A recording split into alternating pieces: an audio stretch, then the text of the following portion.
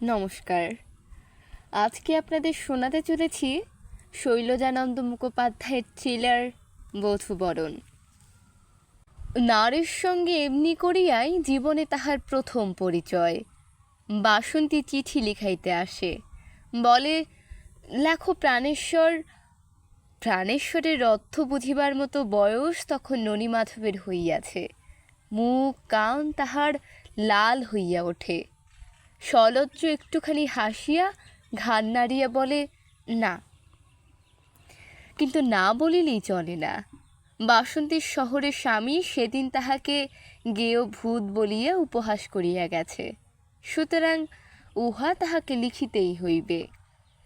বাসন্তী তাহার হাতখানি চাপিয়া ধরিয়া বলে, না ভাই, লক্ষ্মী মানিক আমার। তা হাত ধরিবার দোষ নাই। এই সেদিন পর্যন্ত দুজনে একসঙ্গে খেলা করিয়াছে। দুর্ভাগ্য ননীমাধবের। 15 বছরেই বাসন্তীকে দেখায় যেন এক মস্ত ডাগর মেয়ে, আর 14 বছরের ননীমাধব সেই যে ছোটকে সেই ছোট। ওপরথে কে নাকি টেকি গিলিয়াছিল, এ তো সামান্য কথা। ননীমাধবকে লিখিতে হয়, কিন্তু তাহার পর অনর্গল যেসব কথা বাসন্তীর মুখ দিয়া বাহির হইতে থাকে, চিঠিতে তাহা লিখিবার নয়। তবু ননীমাধব যা হোক করিয়া লিখিয়া চলে। বাসন্তী বলে, পড়ো দেখি, শুনি। ননীমাধব উঠিয়া দাঁড়ায়, বলে, পারবো না। বাসন্তী লেখাপড়া জানে না, কিন্তু জাদুবিদ্যা জানে হয়তো। সে এক অদ্ভুত গ্রীবাভঙ্গি করিয়া আয়ত ঝলঝল চোখ দুটি তুলিয়া ননীমাধবের পানে ফিরিয়া চাহিতেই তাহাকে বসিতে হয়। যাহা না লিখিয়াছে তাহাও পড়িয়া শোনায়। বাসন্তী খুশি হইয়া বলে, আর দুটি কথা।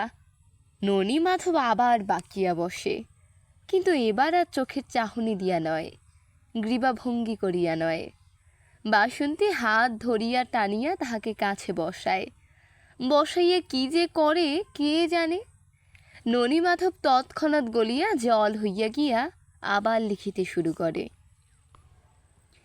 নিচের উঠান হইতে মামিমা ডাকেন, ননী। ভয়ে একেবারে জড়সড় হইয়া জিভ কাটিয়া ননী তাহার হাতের কলম দোয়াতের ভিতর ছাড়িয়া দেয়। বেলা তখন পড়িয়া আসিয়াছে। মাটির ঘরের দোতলায় ছোট্ট জানালাটির পাশে তাহারা বসিয়াছিল। জানালার পথে উকি মারিয়া বাসন্তী বলিল, হয়ে গেল মাসিমা, ওকে দিয়ে একখানা চিঠি লিখিয়ে নিচ্ছিলাম মাসিমা, ও হয়ে গেছে। বলিয়াই সে ননীমাধবের মুখের পানে তাকাইয়া পিঠে হাত দিয়া বলিল, দে ভাই দে, তাড়াতাড়ি ওইটুকু শেষ করে দে। কিন্তু ননীমাধব তখন মামিমার ভয়ে কাঠ হইয়া গেছে। সে আর কিছুতেই কলম হাতে লইল না, বলিল, কাল হবে। বলিয়াই সে তাড়াতাড়ি উঠিয়া একরকম ছুটিয়াই নিচে চলিয়া গেল। সুনয়না তখন গোয়ালে বাছুর বাঁধিয়া উঠানে আসিয়া দাঁড়াইয়াছেন। ননীমাধবকে দেখিবা মাত্র দাঁত কিশমিশ করিয়া উঠিলেন। মরণ, বাপ পাঠিয়েছেন পড়তে, পড়া না তোর পিণ্ডি হবে। বাসন্তী চলিয়া গেলে তিনি আবার শুরু করিলেন, ওইসব ধিঙ্গি ধিঙ্গি মেয়ে, লজ্জা তো লাগে না মা? কেন, দিনের মাথায় ওদের তো চিঠি লিখতে পারিস 50 ঘন্টা। আর আমি যা বলেছি লিখেছিস তো তোর বাপকে। বাসন্তী চলিয়া গেলে তিনি আবার শুরু করিলেন, ওইসব ধিঙ্গি ধিঙ্গি মেয়ে, লজ্জা তো লাগে না মা? কেন, দিনের মাথায় ওদের তো চিঠি লিখতে পারিস 50 ঘন্টা। আর আমি যা বলেছি লিখেছিস তোর বাপকে। ননীমাধব ঘাড় নাড়িল, বলিল, কাল লিখব। এখনো কাল? বলেছে কতদিন তার ঠিক নেই। লিখিস 5 টাকায় আর চলবে না বাপু। আমি হিসেব করে দেখেছি, কাপড় 1 জোড়া কিনে দিয়েছি, তার দাম যেন পাঠিয়ে দেয়। আমি দেব কোত্থেকে? এমন সময় পাড়ার একজন মেয়ে আসিয়া উঠানে দাঁড়াইল। কি গো, কি হচ্ছে? ভাগ্নের সঙ্গে কথা হচ্ছে বুঝি? হ্যাঁ মা, এসো। কই তুমি বলো দেখি চন্দরমা, এই ছেলে দুবেলা খাওয়া আছে, জল আছে, স্কুলের মাইনে আছে, তার ওপর ছেলে মানুষ করা বলে কথা, হেন তেন 7-7 তো আছেই। তা বাপ ওর মাসে 5টি করে টাকা পাঠিয়ে দিয়েই খালাস। তাই বলছিলাম, লেখ তোর বাপ মিনসেকে। মিনসের অভাব তো নেই গা, কিপ্পিন মিনসে দিতে চায় না, বুঝলে? বসো চন্দরমা, বসো। বাপ মিনসে এই গ্রামেরই জামাই। চন্দর মা তাহাকে চিনিত, বলিল, শশধরের অভাব কি মা, বলিয়া এসে বসিল। বলিল, বুড়ো বয়সে মিনসে আবার বিয়ে করতে কেন গেল গা? এমন সুন্দর ছেলে, বিয়ে দিলে দুদিন পরে ঘর সংসার সবই হতো। সুন্দর ছেলে তখন সরিয়া পড়িয়াছে, কিন্তু ননীমাধব ঘাড় নাড়িলে কি হইবে, মেয়েরা ছাড়ে না। চিঠি আসিলে তাহা পড়াইতেও হয়, আবার জবাব না লিখিলেও চলে না। একা বাসন্তী ছিল, এখন আবার আরও 5 জন আসিয়া জুটিয়াছে। দুলি আসে, চঞ্চলা আসে, সখী আসে, মালতী আসে। মামিমার ভয়ে বেচারা ননীমাধব সর্বদা সশঙ্কিত হইয়া থাকে। সুনয়নার বাড়ির সুবিধা হয় না। চঞ্চলা বলে, চ ভাই, আমাদের বাড়ি চ। বাড়ি তাহার একেবারে ফাঁকা। রান্নাঘরের দোতলায় বাস কেহ করে না। আধখানা জুড়িয়া শুকনো বালি বিছাইয়া সম্বসরের আলু রাখা হইয়াছে, বাকি আধখানা হাঁড়িতে কলসিতে বোঝাই।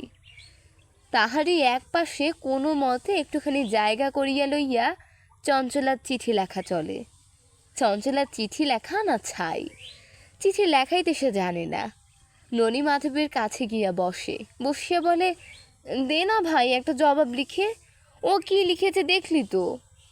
ননীমাধব বিপদে পড়ে, বলে, বাহ, আমি কি লিখব?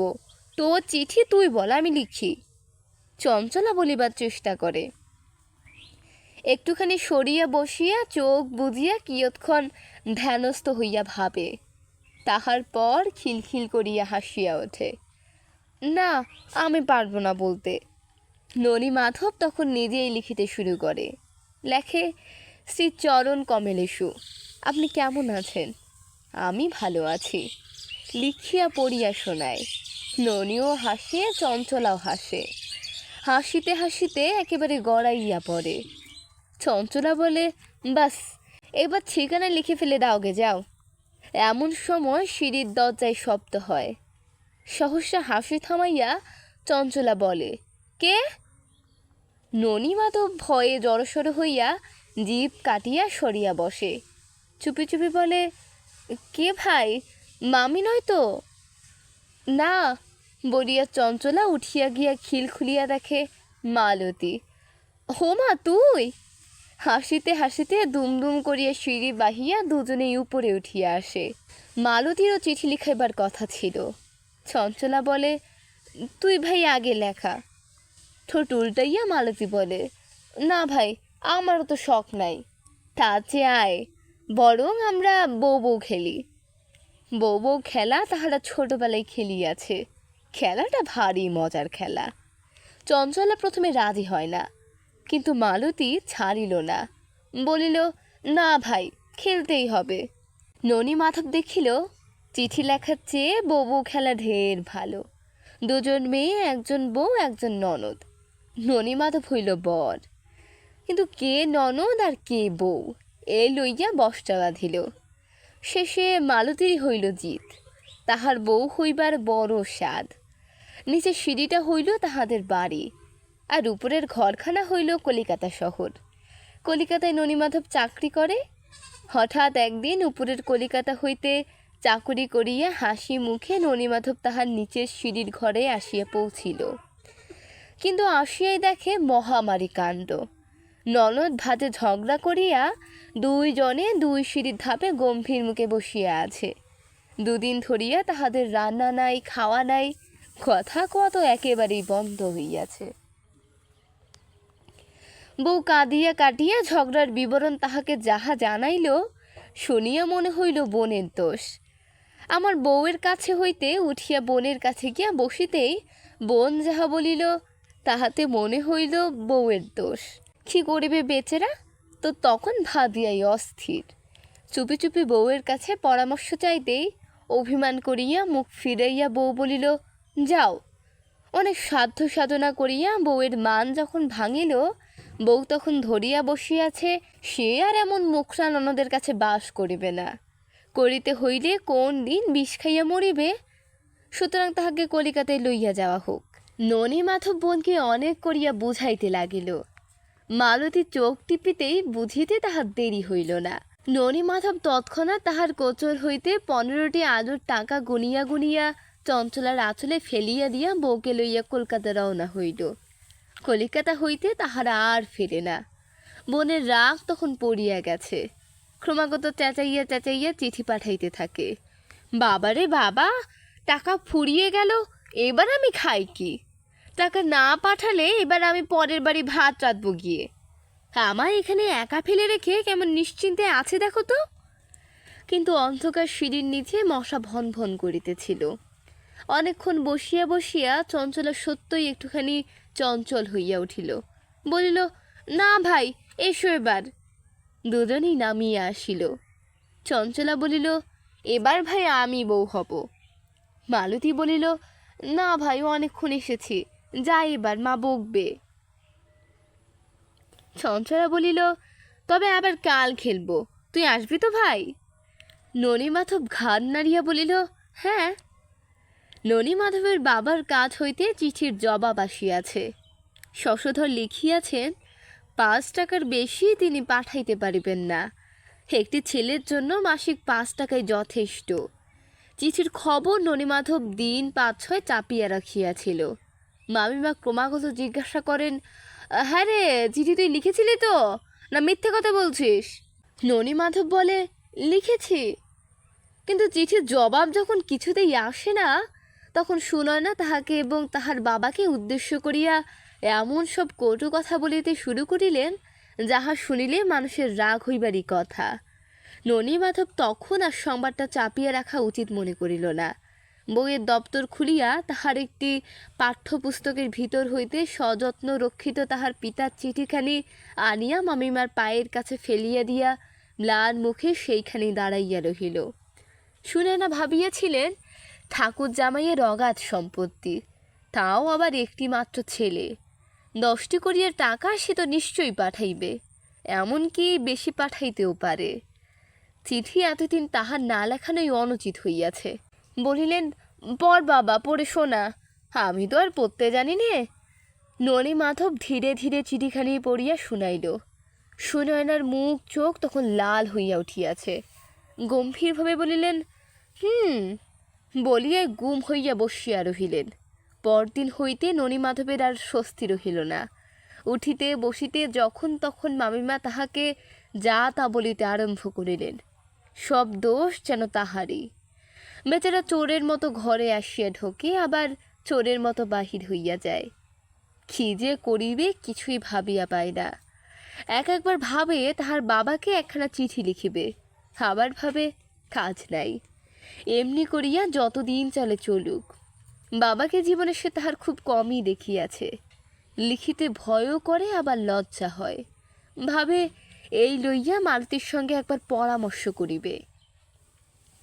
মামিমা তাহার চোখের সম্মুখে খাবার থালা ধরিয়া দিয়া প্রত্যেকটি জিনিসের দর করিয়া করিয়া দেখাইয়া দেন যে প্রতিদিন দুবেলায় অন্তত পক্ষে 8 আনা মূল্যের আহার্য বস্তু যে গলাৎকরণ করিতে পারে, তাহার মাসিক ব্যয় 15 টাকার পরিবর্তে তিনি যদি 5 টাকা করিয়া গ্রহণ করেন, তাহা হইলে 10টি করিয়া টাকা তাহাকে লোকসান দিতে হয়, এবং প্রতি মাসে এতগুলি টাকা লোকসান বহন করিবার মতো সামর্থ্য তাহার নাই। বলেন, জানি আমি, দৃষ্টি কিপিনসে মিনসেকে আমি চিনি না? তার চেয়ে কাজ নেই বাপু, নিজের ছেলে নিজের কাছে নিয়ে গিয়ে রাখুক, ভালো মন্দ খাওয়াক পড়াক, যা খুশি তাই করুক, তাতে আমার কি? আমি একে গরিব মানুষ, নিজেই খাবো কি তার ঠিক নেই, আমি কোথায় পাবো বলো? ননি মাধব একটি কথারও জবাব দেয় না। সুনয়না বলে, পরে চিঠি লিখতে খুব বাহাদুর। চিঠি তুই কি ভালো করে লিখেছিলি? গুছিয়ে লিখতেই যে পারিসনি। ননি মাধব তবু চুপ করিয়া থাকে। চুপ করে রইলে যে? মরো, তার বেলা মুখে রা নেই। 5-5-10 টাকা আমার 2 মাসের বাকি পড়ে রয়েছে এখনো। কালে চিঠি লিখে দিস, টাকা যেন আমায় লোক দিয়ে পাঠিয়ে দেয়, আর অমনি নিয়ে যায় যেন তোকে। ননি মাধব বলে, দেব। সুনয়না বলেন, দেব নয়, দিস। বলিয়া একটুখানি থামেন। থামিয়া আবার শুরু করেন, দেবে এমনি করে আমার মতো পঞ্চপচা সাজিয়ে দুবেলা? খাবি? খাবি আর কি? সৎ মায়ের ঝাঁটা খাবি, লাথি খাবি? সৎ মা নাকি দাজ্জাল বাটপারের এক শেষ? আমি জানি, জানি, আমি শুনেছি রে, সব শুনেছি। শুনতে কিছু বাকি থাকে না। ননীমাধব চিঠি লিখিল, কিন্তু তাহার জবাবের অপেক্ষা আর করিতে হইল না। বাসন্তী আজ কয়েক দিন হইতে ননীমাধবকে খুঁজিয়া বেড়াইতেছিল, কিন্তু ননীমাধবকে খুঁজিয়া পাওয়া আজকাল নাকি দুঃসাধ্য। তাহার মামিমা অন্তত তাহাই বলেন। তবে তাহাকে খুঁজিয়া বেড়াইবার কারণ যাহা, তাহা সকলের কাছে বলিবার নয়। বাসন্তী এই লইয়া আর বেশি হইচই করিতে পারে না। বৈকালে গা ধুইবার জন্য কলসি কাখে লইয়া দল বাঁধিয়া মেয়েরা পুকুরে যায়। অন্যদিন চঞ্চলায় বাসন্তীকে ডাকিতে আসে। সেদিন সে আসিল না দেখিয়া বাসন্তী নিজেই তাহার বাড়ির দিকে চলিতে লাগিল। গিয়া দেখে নিস্তব্ধ বাড়ির প্রাঙ্গণে মাত্র কয়েকটা কাক উড়িয়া উড়িয়া বেড়াইতেছে। কোথাও কাহারও সারা শব্দ নাই। বাসন্তী ডাকিল, চঞ্চলা। সম্মুখে টিনের ঘরটার উপর হইতে কে যেন সাড়া দিল, যাই। বাসন্তী একটুখানি আগাইয়া গিয়া দেখে দরজার খিল খুঁড়িয়া মালতী বাহির হইয়া আসিতেছে। মালতীকে দেখিবে বাসন্তী তাহা ভাবে নাই। জিজ্ঞাসা করিল, চঞ্চলা কই? আসছে বলিয়া আঙুল বাড়াইয়া উপরের সিঁড়ি দেখাইয়া দিল। বলিল, আসছে, চল। বাসন্তী কিন্তু গেল না। বলিল, কেন দেরি করছিস লা? সন্ধে হয়ে যাবে, ঘুমোচ্ছিস বুঝি? বলিতে বলিতে এক এক ধাপ করিয়া সিঁড়ি উঠিতে উঠিতে উপরে গিয়া দেখে চঞ্চলা উঠিয়া দাঁড়াইয়াছে, পশ্চাতে ননীমাধব। হাসিয়া বলিল, চিঠি লেখাচ্ছিলাম ভাই। বাসন্তী হাসিল না, একটি কথাও বলিল না। ননীমাধবের পানে একবার মাত্র তাকাইয়াই গম্ভীরভাবে চুপ করিয়া রহিল।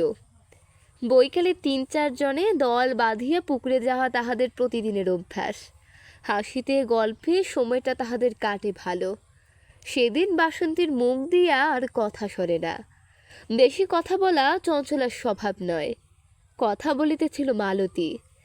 বাসন্তী শুনিবার ইচ্ছা নাই, অথচ মালতী ক্রমাগত বলিয়া চলে। পুকুরের কাছে গিয়া বাসন্তী বলিল, আহ, চুপ কর না ভাই, আবল তাবল বকছিস কেন মিছিমিছি? লজ্জায় মালতী চুপ করিল। বাসন্তী এবার চঞ্চলাদের বাড়ি গিয়া উঠানের কাজ হইতে তাহাকে চিৎকার করিয়া ডাকে না। চোরের মতো পা টিপিয়া টিপিয়া প্রায় প্রত্যহই তাহাদের বাড়ি গিয়া টিনের ঘরখানার সিঁড়ির দরজাটার পাশে চুপ করিয়া দাঁড়ায়। কোনোদিন দেখে ভিতর হইতে দরজা বন্ধ, উপরে তাহাদের চিঠি লেখা চলিতেছে। মাঝে মাঝে ২-১টা কথা শোনা যায় মাত্র। আবার কোনোদিন বা নিরাশ হইতে হয়, দেখে দরজা খোলা, আলুগুলা সরানো হইয়াছে, আর তাহারই পাশে মালতী, চঞ্চলা, সখী ও সুমতি ৪ জনে মুখোমুখি বসিয়া কড়ি চালিয়া ১০-২৫ খেলিতেছে। দিন ৭-৮ পরে একদিন সে দরজা বন্ধ দেখিয়া চৌকাটের পাশে গিয়া কান পাতিয়া দাঁড়াইয়াছে। শুনিল দরজার উপারে সিঁড়ির উপর হইতে সখী বলিতেছে, দেরি হচ্ছে, এবার কিন্তু ভাই চিঠি লিখব। ব্যাপারটা বাসন্তী ভালো বুঝিতে পারিল না। চিঠি লেখালেখির কথা শুনিয়া আন্দাজে ভাবিল ননীমাধব সেখানে নিশ্চয়ই আছে। যাচ্ছি, গলার আওয়াজ ননীমাধবের। বাসন্তী তাহাই শুনিল, এবং শুনিয়া অবধি সর্বাঙ্গ তাহার রিড়ি করিতে লাগিল। অন্যদিন সে অনেকক্ষণ দাঁড়াইয়া থাকে। দাঁড়াইয়া থাকিয়া থাকিয়া তাহার যখন আর সহ্য হয় না, তখন ডাকে, চঞ্চলা আয়। আজ কিন্তু সে অবশ্য তাহার আর রহিল না। তেমনি পা টিপিয়া টিপিয়া সেখান হইতে সরিয়া পড়িল। ধীরে ধীরে শীত পড়িতেছে। সুনয়না তাহার ঘরের দাওয়ায় বসিয়া কাঁথা সেলাই করিতেছিলেন। বাসন্তী বলিল, কি করছো মাসি? কেন, দেখতে পাচ্ছিস না কি করছি? এই বলিয়া মুখ না তুলিয়াই তিনি বলিতে লাগিলেন, চিঠি লেখাতে আর আসিস না যে বাপু? আর আসবি কার কাছে মা? হতভাগা বাড়িতে কি আর থাকে কোনো দিন? বাসন্তী বলিল, কোথা থাকে তা তুমি জানো মাসিমা? কি করে জানবো বাছা, তোরাই জানিস। এসো দেখবে, এসো বলিয়া বাসন্তী তাহার হাত ধরিয়া একরকম টানিয়াই তুলিল, এবং জোর করিয়া তাহাকে চঞ্চলাদের বাড়ি লইয়া গিয়া দরজার কাছে চুপি চুপি বলিল, দাঁড়াও তুমি। বাসন্তী ডাকিল, চঞ্চলা! টিনের ঘরে দোতলার মৃদু গুঞ্জন সহসা মিয়া গেল। এমন অসময়ে বাসন্তী কোনোদিন ডাকে না। যাই বলিয়া চঞ্চলা নামিয়া আসিয়া জিজ্ঞাসা করিল, কি? বাসন্তী বলিল, ননিমাধব আছে? হ্যাঁ না কিছুতেই সে বলিতে পারিল না।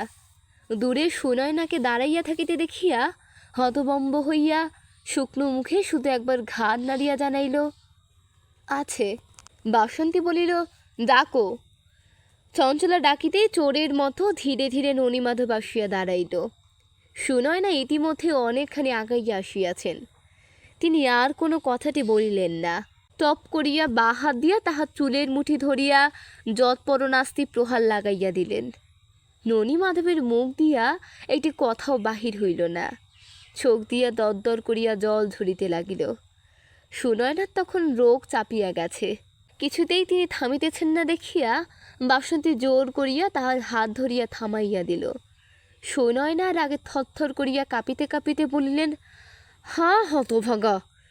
সখী চঞ্চলা, মালতী, বাসন্তী সকলেই দাঁড়াইয়াছিল। ননিমাধব মুখ তুলিয়া লজ্জায় কাহারও মুখের পানে একটিবার তাকাইতে পারিল না। নীরবে মাথা হেট করিয়া চোখ মুছিতে মুছিতে দ্রুত পদে সেখান হইতে চলিয়া গেল। কিন্তু সেই যে চলিয়া গেল, আর সে ফিরিল না।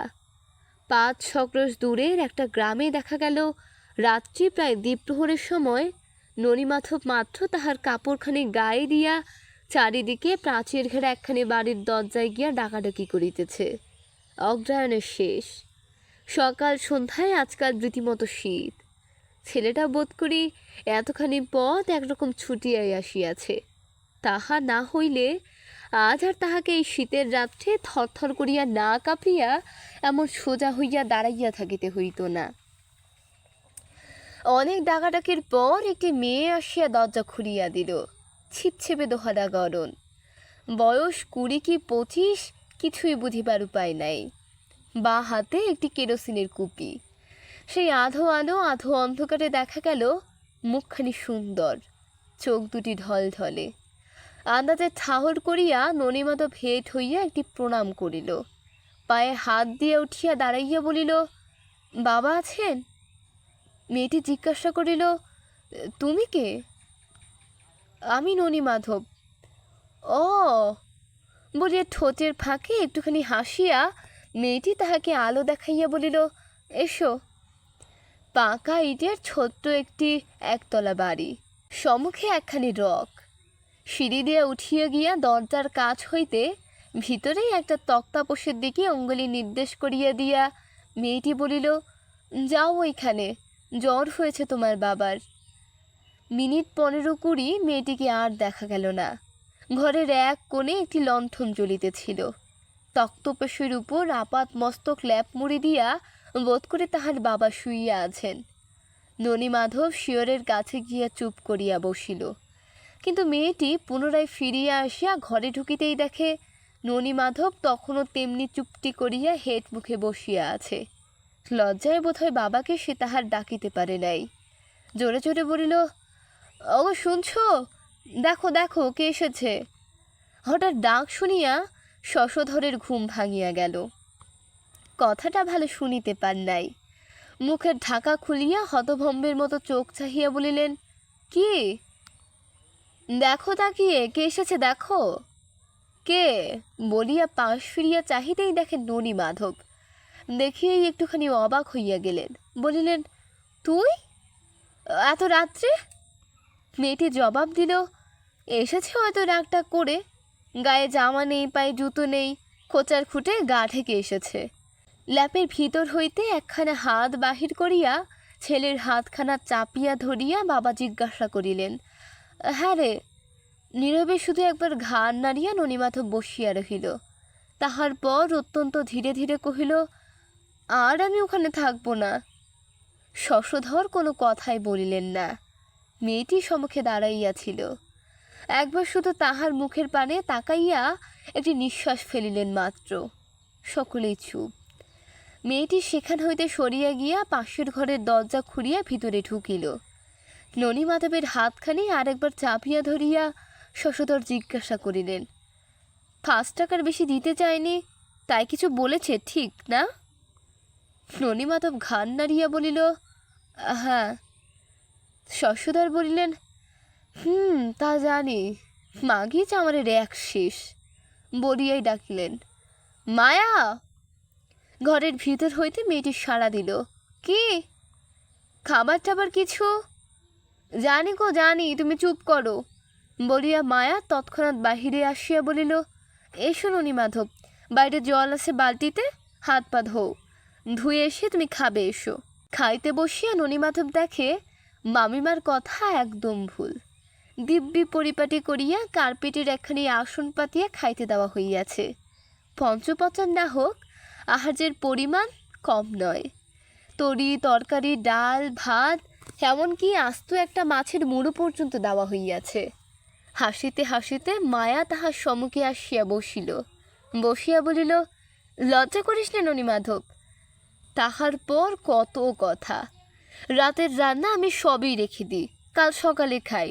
শীতকাল, এতক্ষণ হয়তো সব ঠান্ডা হয়ে জল হয়ে গেছে। তোর বাবাকে আমি কতদিন বলেছি তোকে নিয়ে আসতে, উনি বলেন থাক, বেশ আছে। শীত করছে না? তা তো করবেই, দাঁড়া। বলিয়া মায়া হাত বাড়াইয়া সম্মুখে কয়েকটা টিনের তোরঙ্গের উপর হইতে গোলাপি রঙের একটি ভাঁজ করা গায়ের কাপড় টানিয়া আনিয়া ননীমাধবের গায়ের উপর বেশ করিয়া জড়াইয়া দিয়া বলিল, খাও এবার। সবকটি খেতে হবে কিন্তু। পশ্রমের ক্লান্তির জন্যই বোধ করে তাহার ক্ষুধা পাইলেও ভালো করিয়া খাইতে পারিল না। শয়নের ব্যবস্থাও চমৎকার। ননীমাধব শুইয়া শুইয়া ভাবিতে লাগিল, এতদিন কেন সেখানে আসে নাই। মামিমার মার খাইয়া আর একবার সে এমনি চলিয়া আসিতে চাহিয়াছিল, কিন্তু ওই বাসন্তী তাহাকে আসিতে দেয় নাই। চঞ্চলা, মালতী, সখী, সুমতি সকলের কথাই তাহার মনে পড়িল। কাল হয়তো তাহারা তাহাকে খুঁজিয়া পড়িবে। খুঁজুক।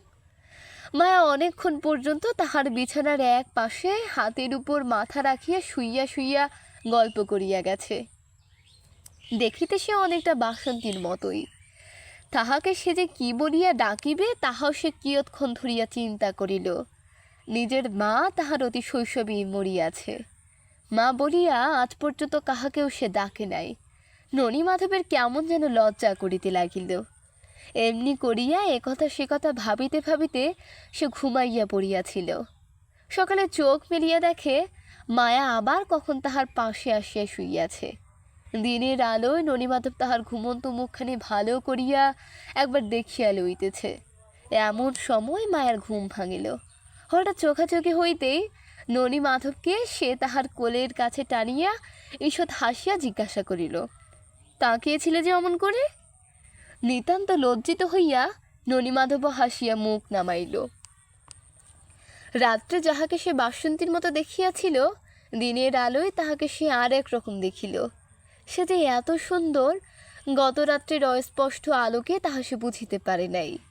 মায়ার নিঃশ্বাসের বাতাস ননীমাধবের মাথা চুলে আসিয়া লাগিতেছিল। সে আর অমন করিয়া শুইয়া থাকিতে পারিল না। ধীরে ধীরে চোখ দুটি তুলিয়া বলিল, উঠি। মায়া হাতখানি তাহার ছাড়িয়া দিয়া চোখ বুজিয়া ঘাড় নাড়িয়া বলিল, ওঠো। গ্রামখানিও মন্দ নয়। 2-4 দিনের মধ্যেই ননীমাধবের সঙ্গী জুটিয়া গেল বিস্তর। সৎমা নাকি কাহারও ভালো হয় না।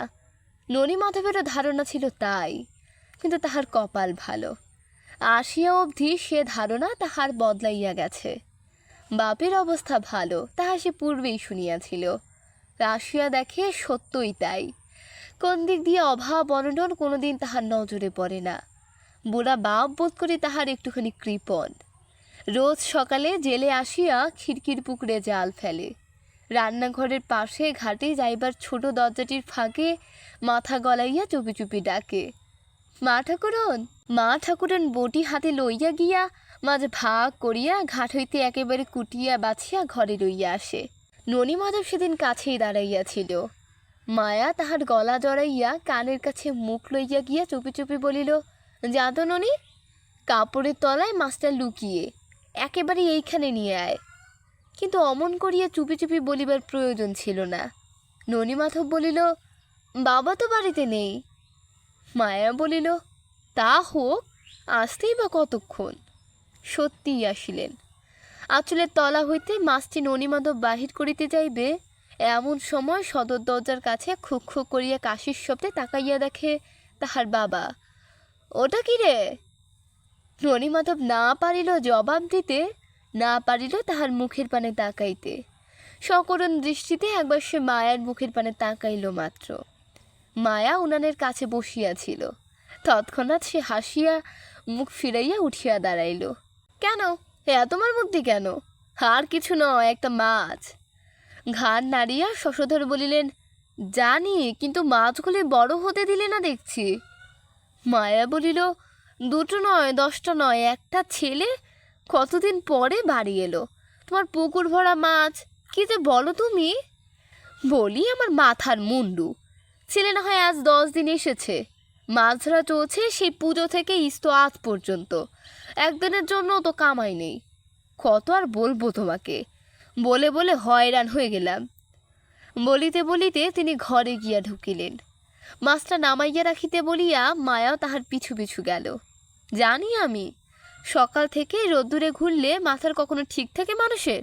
বসো, ঠান্ডা হও, জল টল খাও, তারপর যা বলতে হয় বলো। বলিয়া গলার কাপড়টা আর এক ফেরতা ঘুরাইয়া লইয়া হাসিয়া হাত দুইটি কপালে ঠেকাইয়া বলিল, অপরাধ হয়েছে মশাই, ক্ষমা করুন। শশধর না হাসিয়া থাকিতে পারিলেন না। মায়া এতক্ষণে নিশ্চিন্ত হইয়া জল খাবারের থালাটি স্বামীর সম্মুখে ধরিয়া দিয়া বলিল, যাই, আবার উনুনে আলু জড়িয়ে এসেছি। রান্নাঘরে আসিয়া সে বটি লইয়া মাছ কুটিতে বসিল। ননির বিয়ে দেব, রাঙা টুকটুকে বউ আসবে, তখন আর কষ্ট করে মাছটা আমায় কুটতে হবে না, কি বলো ননি? লজ্জায় ননি তাহার মুখের পানে তাকাইতে পারিল না। সেখান হইতে উঠিয়া সে একরকম ছুটিয়াই চলিয়া যাইতেছিল। মায়া বলিল, যাসনি ননি, খেয়ে যাবি। কথাটা বোধ করে সে শুনিতে পাইল না, কিন্তু এত আদর এত যত্ন জীবনে সে কখনো পায় নাই। অন্ধ হঠাৎ সূর্য দেখিয়াছে, অসৎ হইবারই কথা। ননিমাধব নাও বলিতে পারে না, হাও বলিতে পারে না। সেদিন সকালে শশধর তাহার স্ত্রীকে যৎপরণাস্তি তিরস্কার করিতেছিলেন। ননিমাধব ঠিক সেই সময়ই ঘরে ঢুকিতেছিল। হঠাৎ শুনিয়া সে দরজার আড়ালে চুপ করিয়া দাঁড়াইল। এখানে থাকিয়া ননিমাধবের পড়াশোনা কিছুই নাকি হইতেছে না। গত কয়েকদিন হইতে শহরের একটা স্কুলে তাহাকে পাঠাইবার কথা হইতেছে, তাই তাহার এ আগ্রহ। শশধর বোধ করি অনেকক্ষণ হইতে চিৎকার করিতেছিলেন। বলিলেন, আমি জানি তোমার স্বভাব, তুমি আর কথা বলো না। কি কথা সে যে বলিয়াছে ননিমাধব তাহা শোনে নাই। এবার কিন্তু মায়া সত্য সত্যই চুপ করিয়া রহিল। শশধর বলিলেন, সবেতেই তোমার বাড়াবাড়ি, এ আমি আজ বলে নয়, 1000 দিন লক্ষ্য করেছি। বললে কথা শুনবে না, হেসে উড়িয়ে দেবে, এই হচ্ছে তোমার মস্ত রোগ। মায়া জবাব দিল, হাসিয়া বলিল, কথা আবার তোমার শুনলাম না কবে? হ্যাঁ গা, নাও জামাটা তোমার খুলে ফেলো দেখি। সে কখন থেকে দাঁড়িয়ে আছে তেল হাতে নিয়ে, আমায় বকতে পেলে আর কিছু তুমি চাও না বাপু? হ্যাঁ, ভালো লাগে না 24 ঘন্টা। শশধরও হাসিলেন, বলিলেন, তোমার ভালোর জন্যই বলছি, লোকে বলবে কি? ওকে তো আর তুমি পিঠে ধরনি। তা বলুক লোকে, লোকের মুখে ঝাঁটা। বলিয়া মায়া তাহাকে তেল মাখাইতে বসিল। স্বামী বোধ করি আরাম বোধ করিতেছিলেন, তাই একটুখানি চুপ করিয়া রহিলেন। পরে আবার ধীরে ধীরে বলিতে লাগিলেন, তা বাবু তুমি যাই বলো, পুরুষ মানুষ দেখলে কেমন যেন বেহাল হয়ে পড়ো, এই যেন তোমার স্বভাবে দাঁড়িয়ে গেছে, বুঝলে? মায়া বলিল, ছি ছি ছি ছি ছি, এ আমি গলায় দড়ি দিয়ে মরবো নাকি কিছু বুঝতে পারি না বাপু। উল্টো কথা বলছো কেন? তোমারই বরং স্বভাব হয়ে গেছে, আমায় কিছু না বলে তুমি থাকতে পারো না। মায়া বলিল, ছি ছি ছি ছি ছি, এই আমি গলায় দড়ি দিয়ে মরবো নাকি কিছু বুঝতে পারি না বাপু। উল্টো কথা বলছো কেন? তোমার বরং স্বভাব হয়ে গেছে, আমায় কিছু না বলে তুমি থাকতে পারো না। এই বলিয়া একটুখানি থামিয়া সে আবার বলিল, ননি আমার পেটের ছেলের মতো, ও আবার পুরুষ মানুষ হলো কবে থেকে? ও কথা তুমি মুখে আনছো কেমন করে গা? লজ্জা করে না? ছি। স্বামী এবার চুপ করিয়া রহিলেন। বোঝা গেল তিনি নরম হইয়া আসিয়াছেন। কেশ বিরল মাথাটি তাহার কোলের উপর টানিয়া আনিয়া মায়া বেশ ভালো করিয়া তেল মাখাইতে শুরু করিল। বলিল, শীত পড়েছে, কি অমনি চান বন্ধ করেছ? এমন শীতকাল ধরে মানুষ, আজ তুমি চান করো, বুঝলে? চান বলিয়া শশধর তাহার কোলের উপরে মাথাটা একটুখানি উঁচু করিয়া মায়ের মুখের পানে তাকাইয়া হাসিলেন। হাসি নয়, সত্যি বলছি, নইলে শরীর খারাপ হবে। কথার ধারা অন্য পথ ধরিয়াছে। তবু কেন না জানি তাহাদের কাছে যাইতে ননিমাধব লজ্জাবোধ করিতেছিল। পা টিপিয়া টিপিয়া যেমন আসিয়াছিল তেমনি আবার পলায়ন করিতে যাইবে। পশ্চাতে সহসা মায়ের ডাক শুনিয়া সে থমকিয়া দাঁড়াইল। যাস নি ননি, গরম জল ঠান্ডা হয়ে গেলে আর আমি গরম করতে পারবো না কিন্তু। অপরাধীর মতো ননি ঘরে আসিয়া ঢুকিল। শশধরের মাথাটা সরাইয়া দিয়া তেলের বাটি হাতে লইয়া মায়া ননিমাধবের কাছে আগাইয়া আসিল। বলিল, বস। বলিয়া জোর করিয়া তাহাকে সেইখানেই বসাইয়া দিয়া বলিল, জামা খোল। ওগো, তুমি বাইরে রোদে গিয়ে বসো ততক্ষণ, তেলটা শুকুক গায়ে। বাহিরের রকের উপর চৌকি পাতা ছিল। শশধর ধীরে ধীরে তাহার মাথায় হাত বুলাইতে বুলাইতে সেইখানে গিয়া বসিলেন। এমনি করিয়া দিন চলে, কিন্তু এমন করি আর কতদিন চলিবে? সুযোগ সুবিধা হইলেই শশধর ননিমাধবের পড়াশোনার কথা তোলেন। পাড়ার সব দুষ্ট ছেলেদের নাম ধরিয়া ধরিয়া তাহাদের অপবাদ ঘোষণা করিতে থাকেন। এদের সঙ্গে মিশিলে ছেলেটির মাথা একদম ফর্সা। সুতরাং যেখানে হোক একটা বোর্ডিং স্কুলে তাহাকে না পাঠাইলেই নয়। কিন্তু আজ পর্যন্ত কেন যে তাহা হইয়া ওঠে না কে জানে। সঙ্গী সাথীদের লইয়া 24 ঘণ্টা ঘুরিয়ে বেড়ানোর অজুহাতে শশধর তাহাকে তিরস্কার করেন। ননিমাধব দোয়াত কলম আর একটা খাতা লইয়া লিখিতে বসে। লিখিতে বসিয়ে কি যে লিখিবে খুঁজিয়া পায় না। একখানা বইও নাই যে তাহা দেখিয়া হাতের লেখা অভ্যাস করিবে। নিজের নামটি লেখিয়া চুপ করিয়া বসিয়া থাকে। যে মা তাহার মরিয়া গিয়াছে তাহারই কথা মনে পড়ে। মরিলে মানুষ কোথায় যায়? লেখে, মা তুমি কোথায় আছো জানি না। তাহার পর আর কিছু সে লিখিতে পারে না। এই চিঠি লিখিবার প্রসঙ্গে প্রথমেই তাহার চোখের সম্মুখে মালতীর মুখখানা ভাসিয়া ওঠে, তাহার পর বাসন্তীর, তাহার পর চঞ্চলার, তাহার পর সখীর। মেয়েদের সঙ্গে জীবনে তাহার এই প্রথম পরিচয়। তাহার পরেই মায়া। মাও কি তাহার ঠিক এমনিই ছিল? আর বেশি কিছু সে ভাবিতে পারে না, ভাবিবার চেষ্টাও করে না। দোয়াত কলম খাতা সবে সে সেইখানে ফেলিয়া দিয়া উঠিয়া পড়ে। গ্রামের পশ্চিম প্রান্তে শ্যামসাইডের পাড়ে শহর হইতে কয়েকজন পাশি আসিয়া তাল পাতার কুড়ে বাঁধিয়াছে। খেজুর গাছ হইতে রস সংগ্রহ করিয়া তাহারা শহরে চালান দেয়। গ্রামের প্রায় সমস্ত খেজুর গাছেই তখন একটি করিয়া মাটির ভার টাঙানো। গ্রামের দক্ষিণ দিকে বামন পুকুরের পাড় 4টা একেবারে ঝোপ জঙ্গলে ভর্তি, এবং সেই ঝোপ জঙ্গলের মাঝখানে একটি মাত্র খেজুর গাছ। ননিমাধব এবং ওপাড়ার পটলা সম্প্রতি আবিষ্কার করিয়াছে যে দুপুরবেলা বামন পুকুরের এই খেজুর গাছে চড়িয়া ভাতটা পাড়িয়া চুরি করিয়া আবার যদি সেটা টাঙাইয়া দেয়া হয় তো পাশিদের বাবারও সাধ্য নাই যে তাহাদের ধরিয়া ফেলে। ননিমাধব যাইতেছিল পটলার সন্ধানে। পথের মাঝখানে দুজনের মুখোমুখি দেখা। সেও আসিতেছিল তাহারই কাছে। শশধর প্রায় বলেন, early to bed early to rise. Maya হাসে। সে মধুর হাসি হাসিয়া বলে, আমার মাথা। শশধর রসিকতা করিয়া হাসিয়া বলেন, পালন তো করো না কোনো দিন, করলে বুঝতে।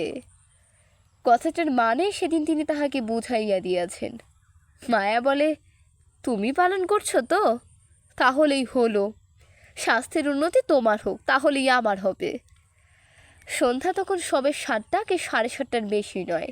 একে শীতকাল, তাল উপর পাড়াগা। মনে হয় যেন বেশ রাত্রি হইয়াছে। আগা গোড়া বালাপোষ মুড়ি দিয়া শরতের বৈঠকখানায় দাবার আলটা ভাঙিয়া শশধর আসিয়া ঘরে ঢুকিলেন। ঘরের এক কোণে লাঠি গাছটি নামাইয়া রাখিয়া ডাকিলেন, কই গো? বেশি দূর খুঁজিতে হইল না। সামনেই দেখিলেন ঘরের মেঝের উপর একটা শতরঞ্জন বিছাইয়া মায়া ও ননিমাধব পাশাপাশি হাঁটো গাড়িয়া সম্মুখের দিকে ঝুঁকিয়া পড়িয়া একটা খাতার উপর কি যেন লেখালেখি করিতেছে। মায়া তাড়াতাড়ি উঠিয়া আসিল। হাসিতে হাসিতে বলিল, আমার যে ননির বাংলা হাতের লেখা ঢের ঢের ভালো। শশধর তাহার মুখের পানে একবার তাকাইলেন, তাহার পর গম্ভীর মুখে বলিলেন, মায়া বলিল, হবে না? তোমার লেখা কেমন?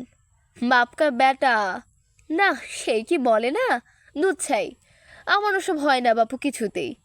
বলিয়া সে এক অপরূপ লীলায়িত ভঙ্গিতে এমন হাসি হাসিতে লাগিল যে সেই হাসির গুণেই বোধ করি মুহূর্তের মধ্যে ঠিক যেন জাদু মন্ত্রের মতো শশধরের অমন রুক্ষ মুখের ভাব কোন দিক দিয়ে যে উড়িয়া গেল তাহাও টের পাওয়া গেল না। কথাটা এমন কিছু হাসির কথা নয়, তবু শশধর তাহার সেই হাস্যোজ্জ্বল চমৎকার মুখখানের দিকে বিমুগ্ধ দৃষ্টিতে বার কয়েক তাকাইয়া নিজেও ঈষৎ হাসিলেন। হাসিয়া বলিলেন, জানো না, বাপকা বেটা সিপাইকা ঘোড়া, কুছ না হো তো থোড়া থোড়া। বলিয়াই তিনি চুপ করিলেন।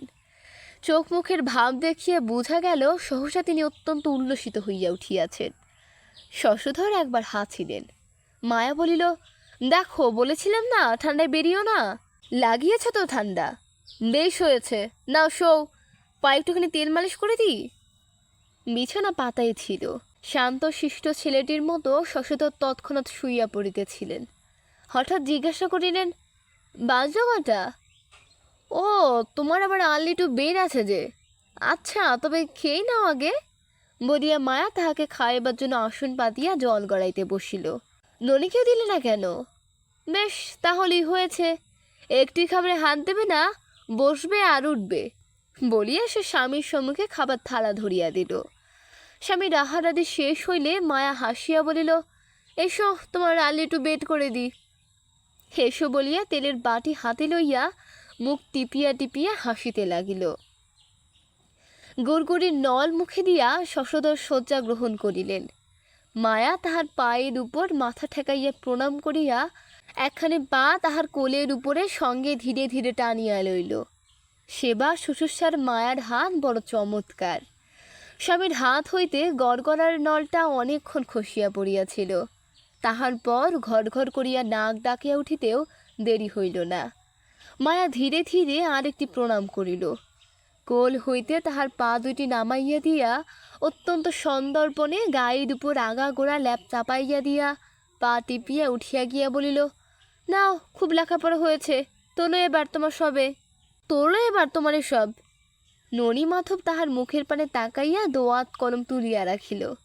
পাশের ঘরে রোজ যেমন হয় সেদিনও তেমনি ননিমাধবের বিছানা বাতা হইয়াছিল।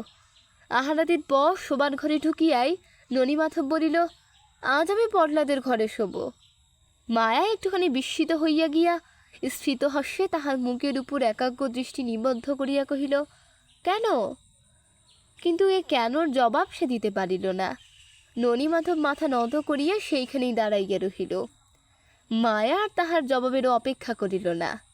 বাহাত দিয়া তাহাকে জড়াইয়া ধরিয়া এরকম জোর করিয়াই বিছানার উপর শোয়াইয়া দিল এবং তাহাকে আর দ্বিতীয় কথাটি বলিবার অবসর না দিয়াই হাত বাড়াইয়া ফস করিয়া আলোটা নিভাইয়া দিয়া মুখের কাছে মুখ লইয়া গিয়া চুপি চুপি বলিল, পাগল। শয্যা প্রান্তে নিরতিশয় ভীত সংকুচিত ননিমাধব নিশার নিষ্পলভাবে চক্ষু মুদিত করিয়া পড়িয়া রহিল।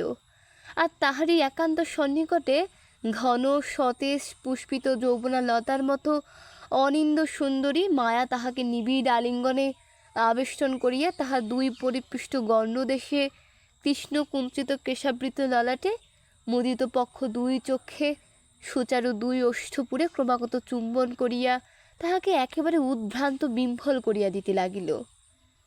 জানালাটা বন্ধ করা হয় নাই।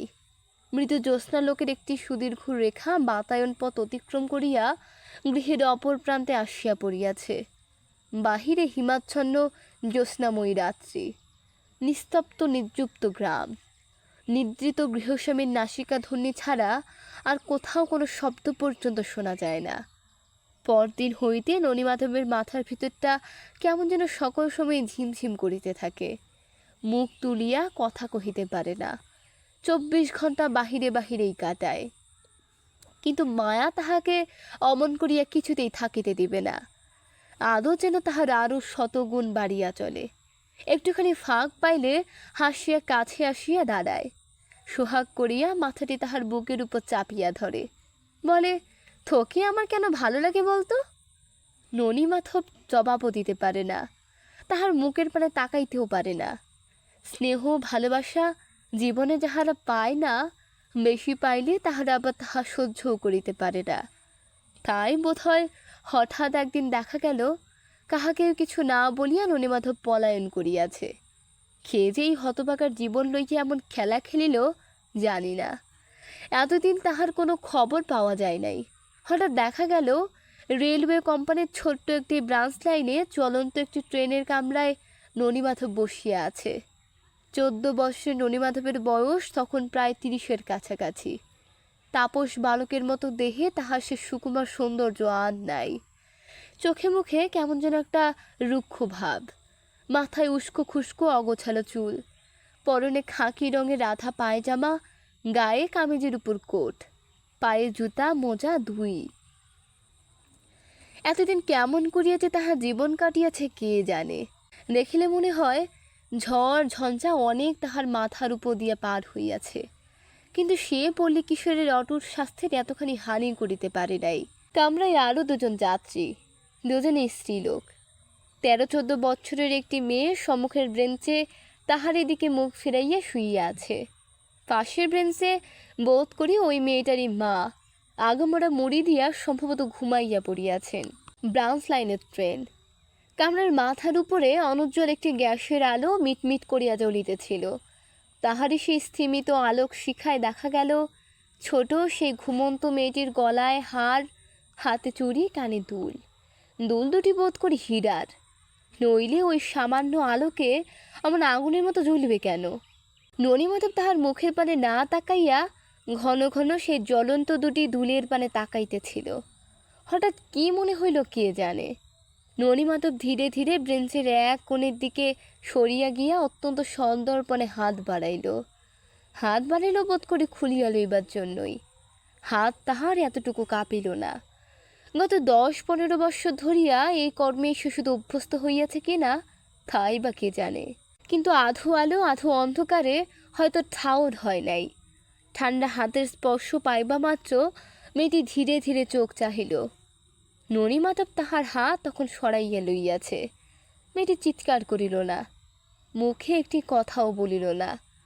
ননীমাধবের মুখের পানে একবার মাত্র তাকাইয়া ধীরে ধীরে উঠিয়া বসিল।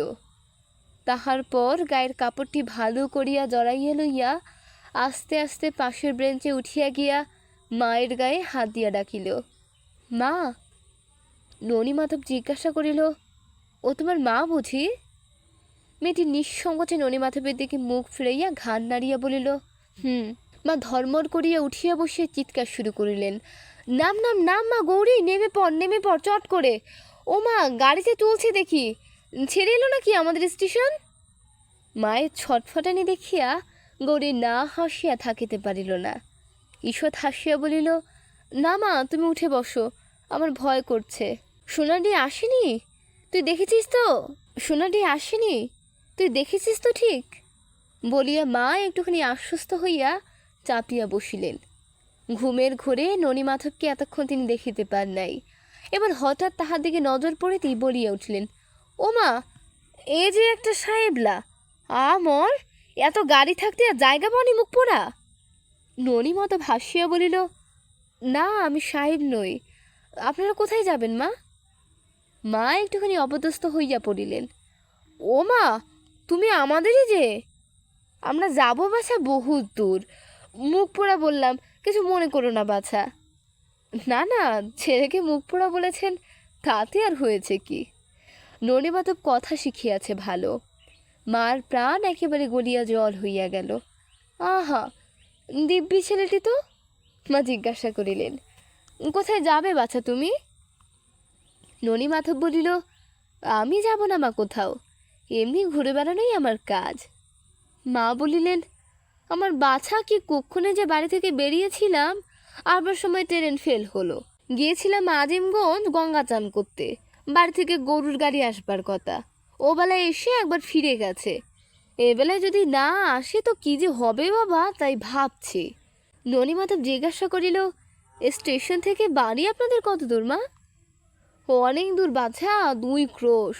আর এই অন্ধকার রাত আর এই মেঘ করে আছে, আর যদি কখনো বাড়ি থেকে বেরোই তো এই। গৌরী, তুইও কানমল। বলিয়ে তিনি সত্যই কানে হাত দিলেন। গৌরী হাসিল। ননীমাধবও না হাসিয়া থাকিতে পারিল না। হাসি নয় বাছা, বুক আমার দুরু দুরু করছে। এই রাত্রির কাল সঙ্গের সমস্ত মেয়ে, আর মেয়ের গায়ে এক গা গয়না। বলিয়া মেয়ের মুখের পানে তাকাইয়া বলিলেন, গয়না টয়না খুলে ফেল বাছা, কাপড়ের একটা পুটলিতে না হয় বেঁধে নি। গৌরী একবার মায়ের দিকে একবার ননীমাধবের দিকে তাকাইয়া চুপ করিয়া বসিয়া রহিল। গা হইতে গহনা খুলিল না। চলন্ত গাড়ির শব্দে কথা বলিবার বোধ করে সুবিধা হইতেছিল না। মা তাই ও ব্রেঞ্চ হইতে এ ব্রেঞ্চে উঠিয়া আসিলেন।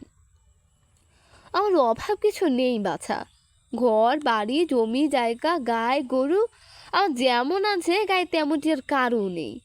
নেই শুধু সেই কথাই বলে, আছে সবই বৃন্দাবনে, আধা সবই কেষ্টবিনে।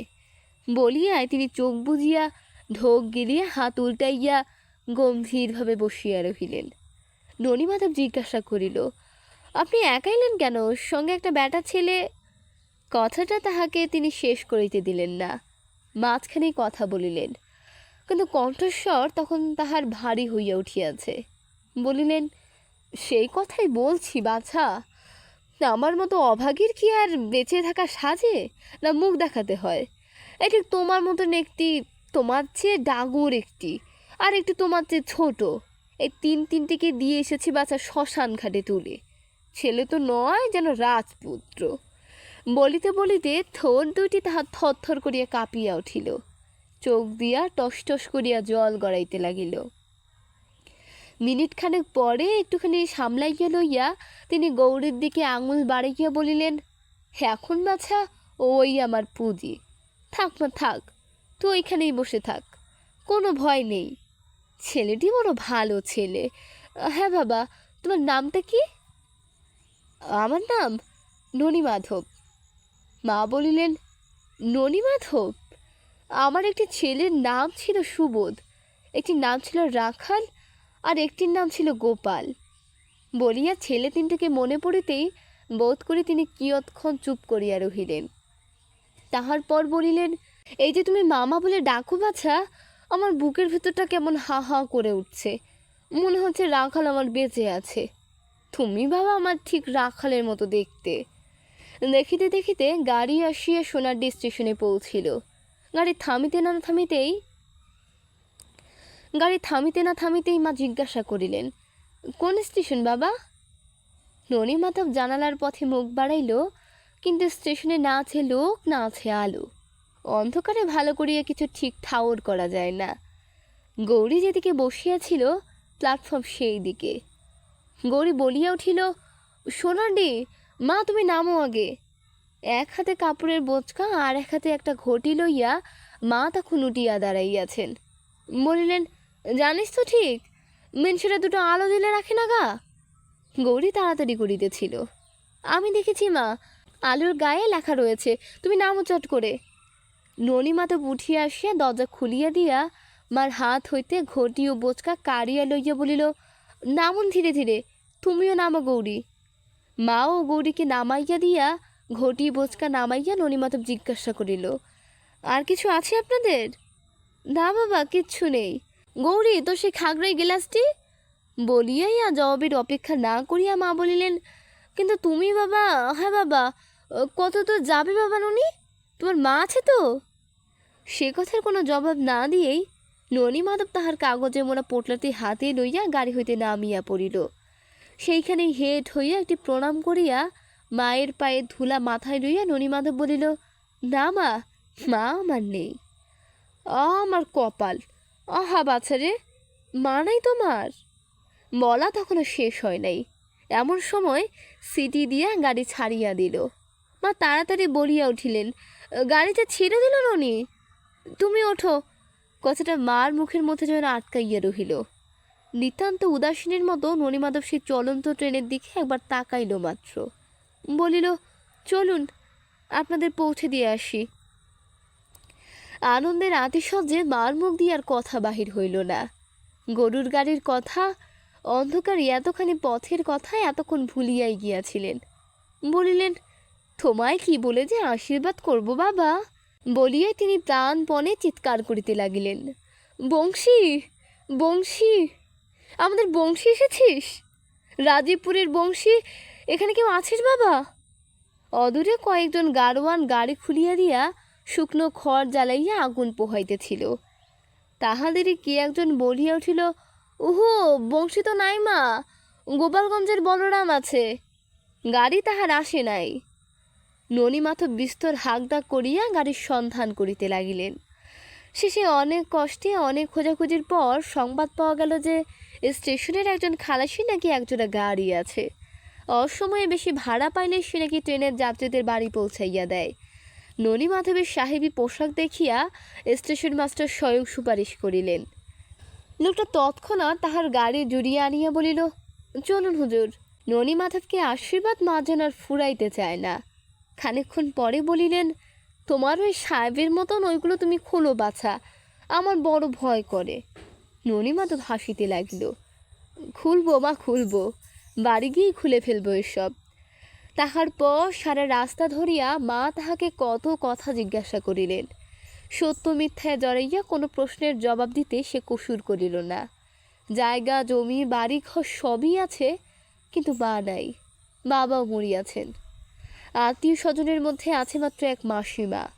মামার বিষয় সম্পত্তি প্রকাণ্ড জমিদারি, লাখো লাখো টাকা। মামিমা তাহাকে বিবাহ করিয়া ঘর সংসারী হইতে বলেন, কিন্তু বিবাহ সে এখন করিতে চায় না, তাই এমন করিয়া পালাইয়া পালাইয়া ঘুরিয়া ঘুরিয়া বেড়ায়। মা তাহার কথাও শুনিতেছিলেন, সঙ্গে সঙ্গে ইহাও ভাবিতেছিলেন যে ছেলেটিকে এত রাত্রে বাড়ি লইয়া গিয়া তিনি কি খাইতে দিবেন। কথা শেষ হইলে গৌরীর মুখের পানে তাকাইয়া জিজ্ঞাসা করিলেন, কলা কি রাতের বেলা পারতে নেই মা? গৌরী বোধ করে অন্য মনস্ক ছিল, কথাটা সে ভালো বুঝিতে পারিল না। বলিল, কি মা, কি বললে? রাত্রির কালে গাছ থেকে কলার কাঁদি কাটলে কিছু হয় না কি গৌরী? গৌরী বলিল, হ্যাঁ মা, সেই যে কুষ্ঠব্যাধি না কি হয়, তুমি তো একদিন বলেছিলে। তবে কাজ নেই মা, বলিয়া মা চুপ করিলেন। মাকে সবাই গৌরীর মা বলিয়া ডাকে, আগে বোধ করি সুবোধের মা বলিত। সবাই বলে মাগি বকি একটুখানি বেশি, নইলে এমন সাদা শীতে ভালো মানুষ সত্যিই দেখা যায় না। আজকাল মুখে তাহার ননিমাধবের কথা ছাড়া আর কথাই নাই। বলেন, অমন ছেলে আর দুটি হয় না, আমি আমার রাখালকে ফিরে পেয়েছি। বলেন, আহা, মা নেই ছেলেটির, মামি বড় লোক, দুয়ারে হাতি বাঁধা। ননিমাধব যাই যাই করে, মায়ের চোখে তখন জল ভরিয়া আসে। বলেন, দুটি দিন বাছা। দুটি দিন করিয়া ননিমাধবের আর যাওয়াই হয় না। মাসখানেক পরে হঠাৎ শোনা গেল ননিমাধবের সঙ্গে গৌরীর নাকি বিয়ে। গ্রামের লোক তো অবাক, যেমন ছেলে তেমনি মেয়ে।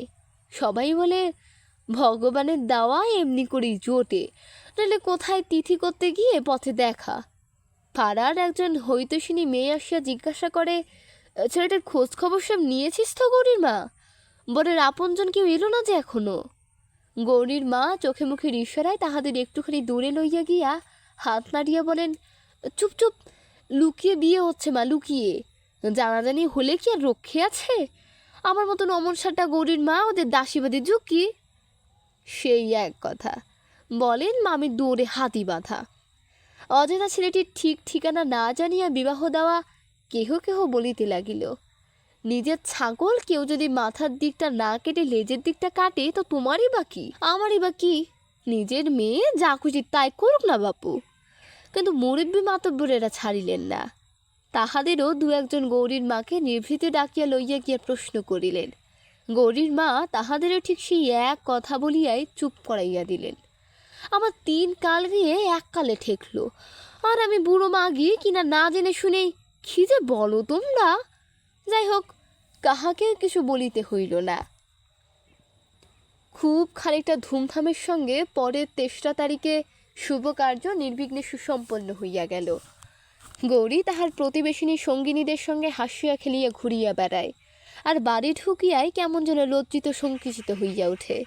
মা বলেন, আমার কপাল, বসে বসে দুদণ্ড কথা কনা তোরা, দরজায় ফুটো দিয়ে দেখি হিয়ে জুড়ুও।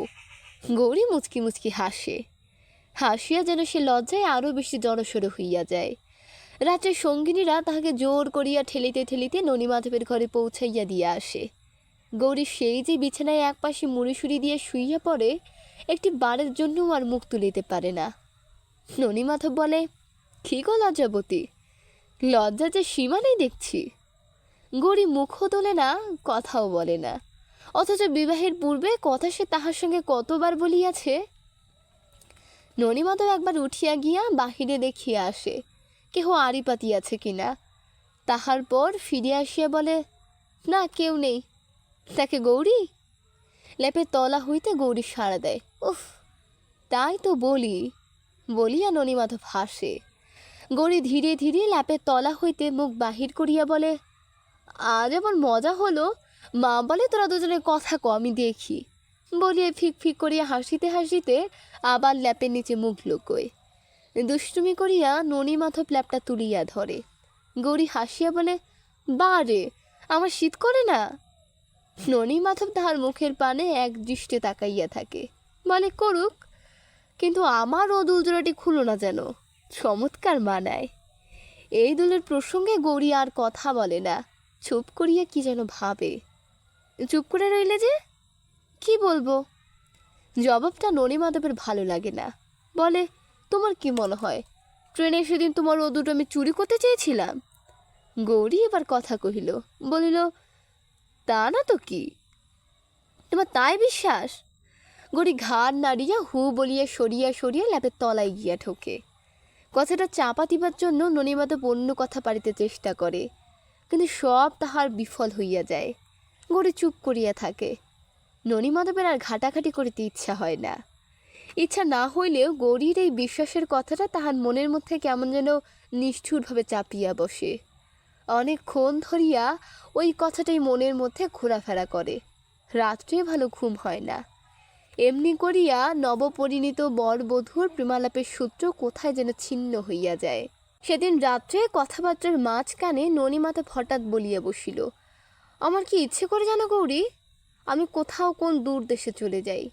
তুমি চিঠিপত্র লিখবে, আমি তার জবাব দেব। আবার তুমি লিখবে, আবার আমি লিখব। এমনি করে আমাদের চিঠি লেখালেখি চলবে। তারপর হঠাৎ একদিন আমি এসে হাজির হব, কেমন? গৌরী ঘাড় নাড়িয়া বলিল, হ্যাঁ। ননীমাধব জিজ্ঞাসা করিল, আমি কাছে থাকবো না, তোমার মন কেমন করবে না? এবারেও গৌরী ঘাড় নাড়িয়া বলিল, হ্যাঁ করবে। বলিয়েই একটুখানি থামিয়া জিজ্ঞাসা করিল, কোথায় যাবে? যাব না কোথাও, এমনি বলছিলাম যদি যাই। গৌরী তাহার মুখের কাছে মুখ লইয়া গিয়া বলিল, না তুমি যেও না।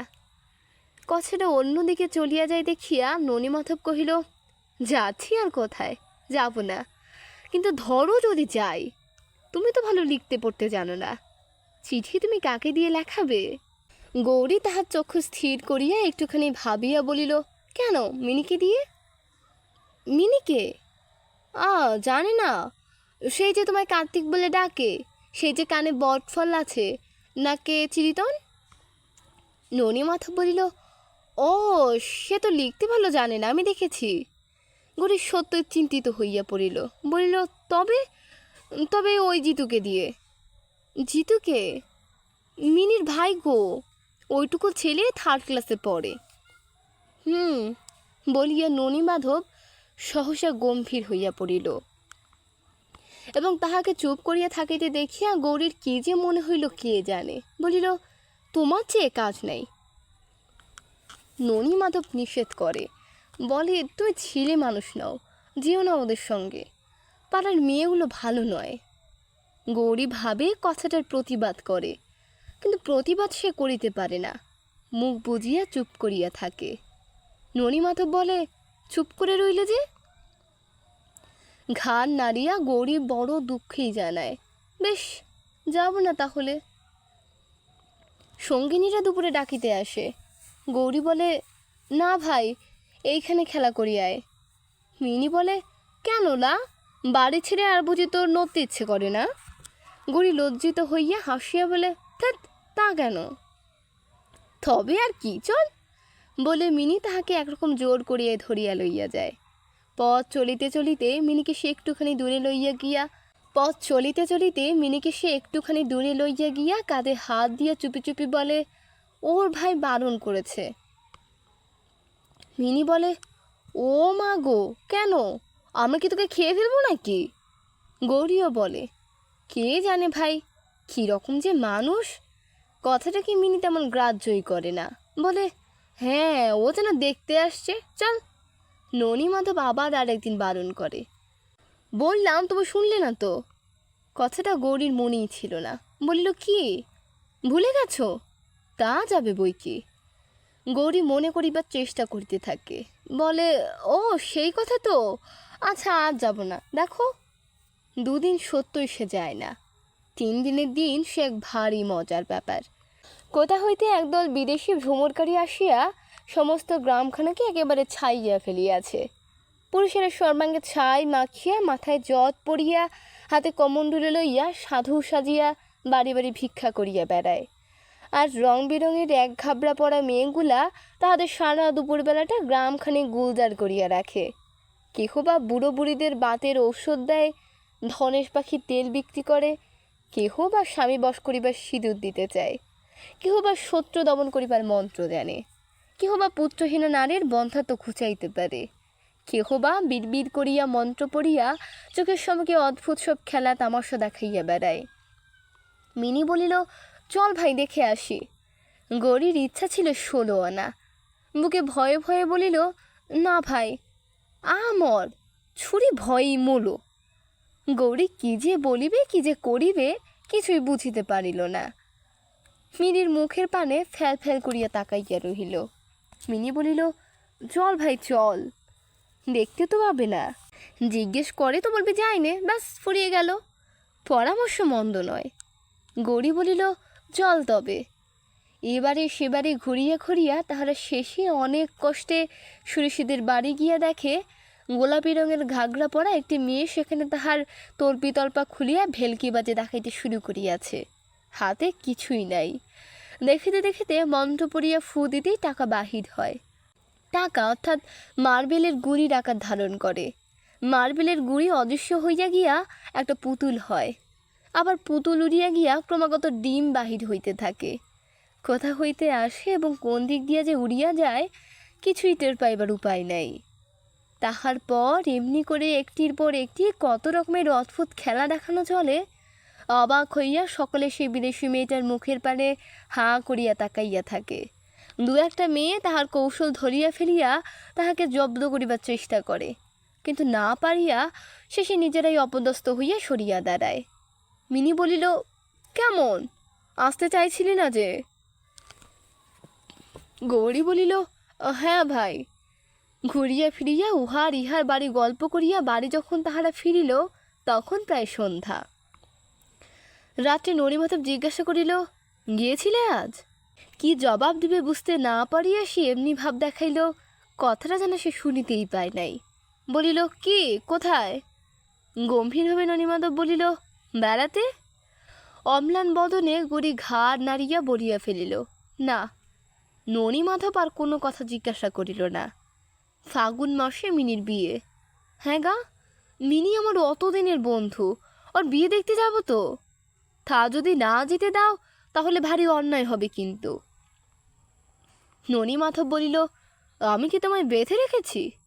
গৌরী বলিল, দেখো, তাই আমি বলছি বুঝি। ননিমাধব চুপ করিয়া রহিল। গৌরী তাহার ভয়ে কিছুক্ষণ কথা বলিতে পারিল না। তাহার পর সাহস করিয়া আবার জিজ্ঞাসা করিল, যাব তো? যেও, কিন্তু বেশিক্ষণ থেকো না যেন। না, তা থাকবো না। বাসর যেও না, দূরে থেকে বর দেখবে, দেখেই চলে আসবে। গৌরী ঘাড় নাড়িয়া বলিল, বেশ। অনুমতি পাইয়া গৌরী বর দেখিতে গেল। কথা রহিল মা নিজে গিয়া তাহাকে লইয়া আসিবেন। মিনি তাহার ছেলেবেলার সঙ্গী। পাড়ার যত মেয়ে সেখানে আসিয়া জুটিয়াছে, কত আমোদ কত আহ্লাদ, সে সব ছাড়িয়া সহজে বাড়ি ফিরিতে তাহার ইচ্ছা করিতেছিল না। অথচ মা হয়তো এখনই ডাকিতে আসিবেন, না ফিরিলেও নয়। এত আনন্দের মাঝখানেও তাহার বুকের ভিতরটা কেমন যেন খচখচ করিতে লাগিল। মনে হইল বিবাহ যেন তাহার না হইলেই ভালো হইত। বর কন্যার হাতে হাত বাঁধিয়া দিয়া পুরোহিত মন্ত্র উচ্চারণ করিতেছেন। শুভ দৃষ্টি তখনও বাকি। এমন সময়ে লণ্ঠন হাতে লইয়া তাহার মা আসিয়া উপস্থিত। তাহাকে দেখিবা মাত্র গৌরীর বুকের ভিতরটা কেমন যেন ধক করিয়া উঠিল।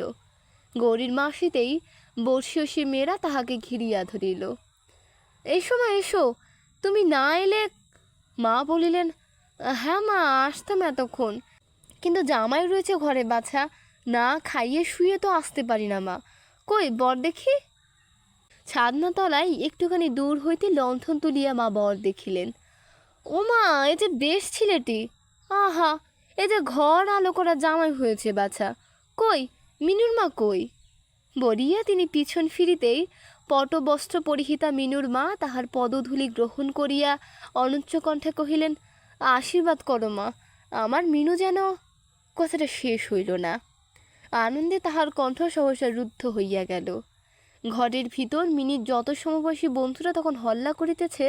মা ডাকিলেন, কই মা গৌরী, আয় বাছা আয়।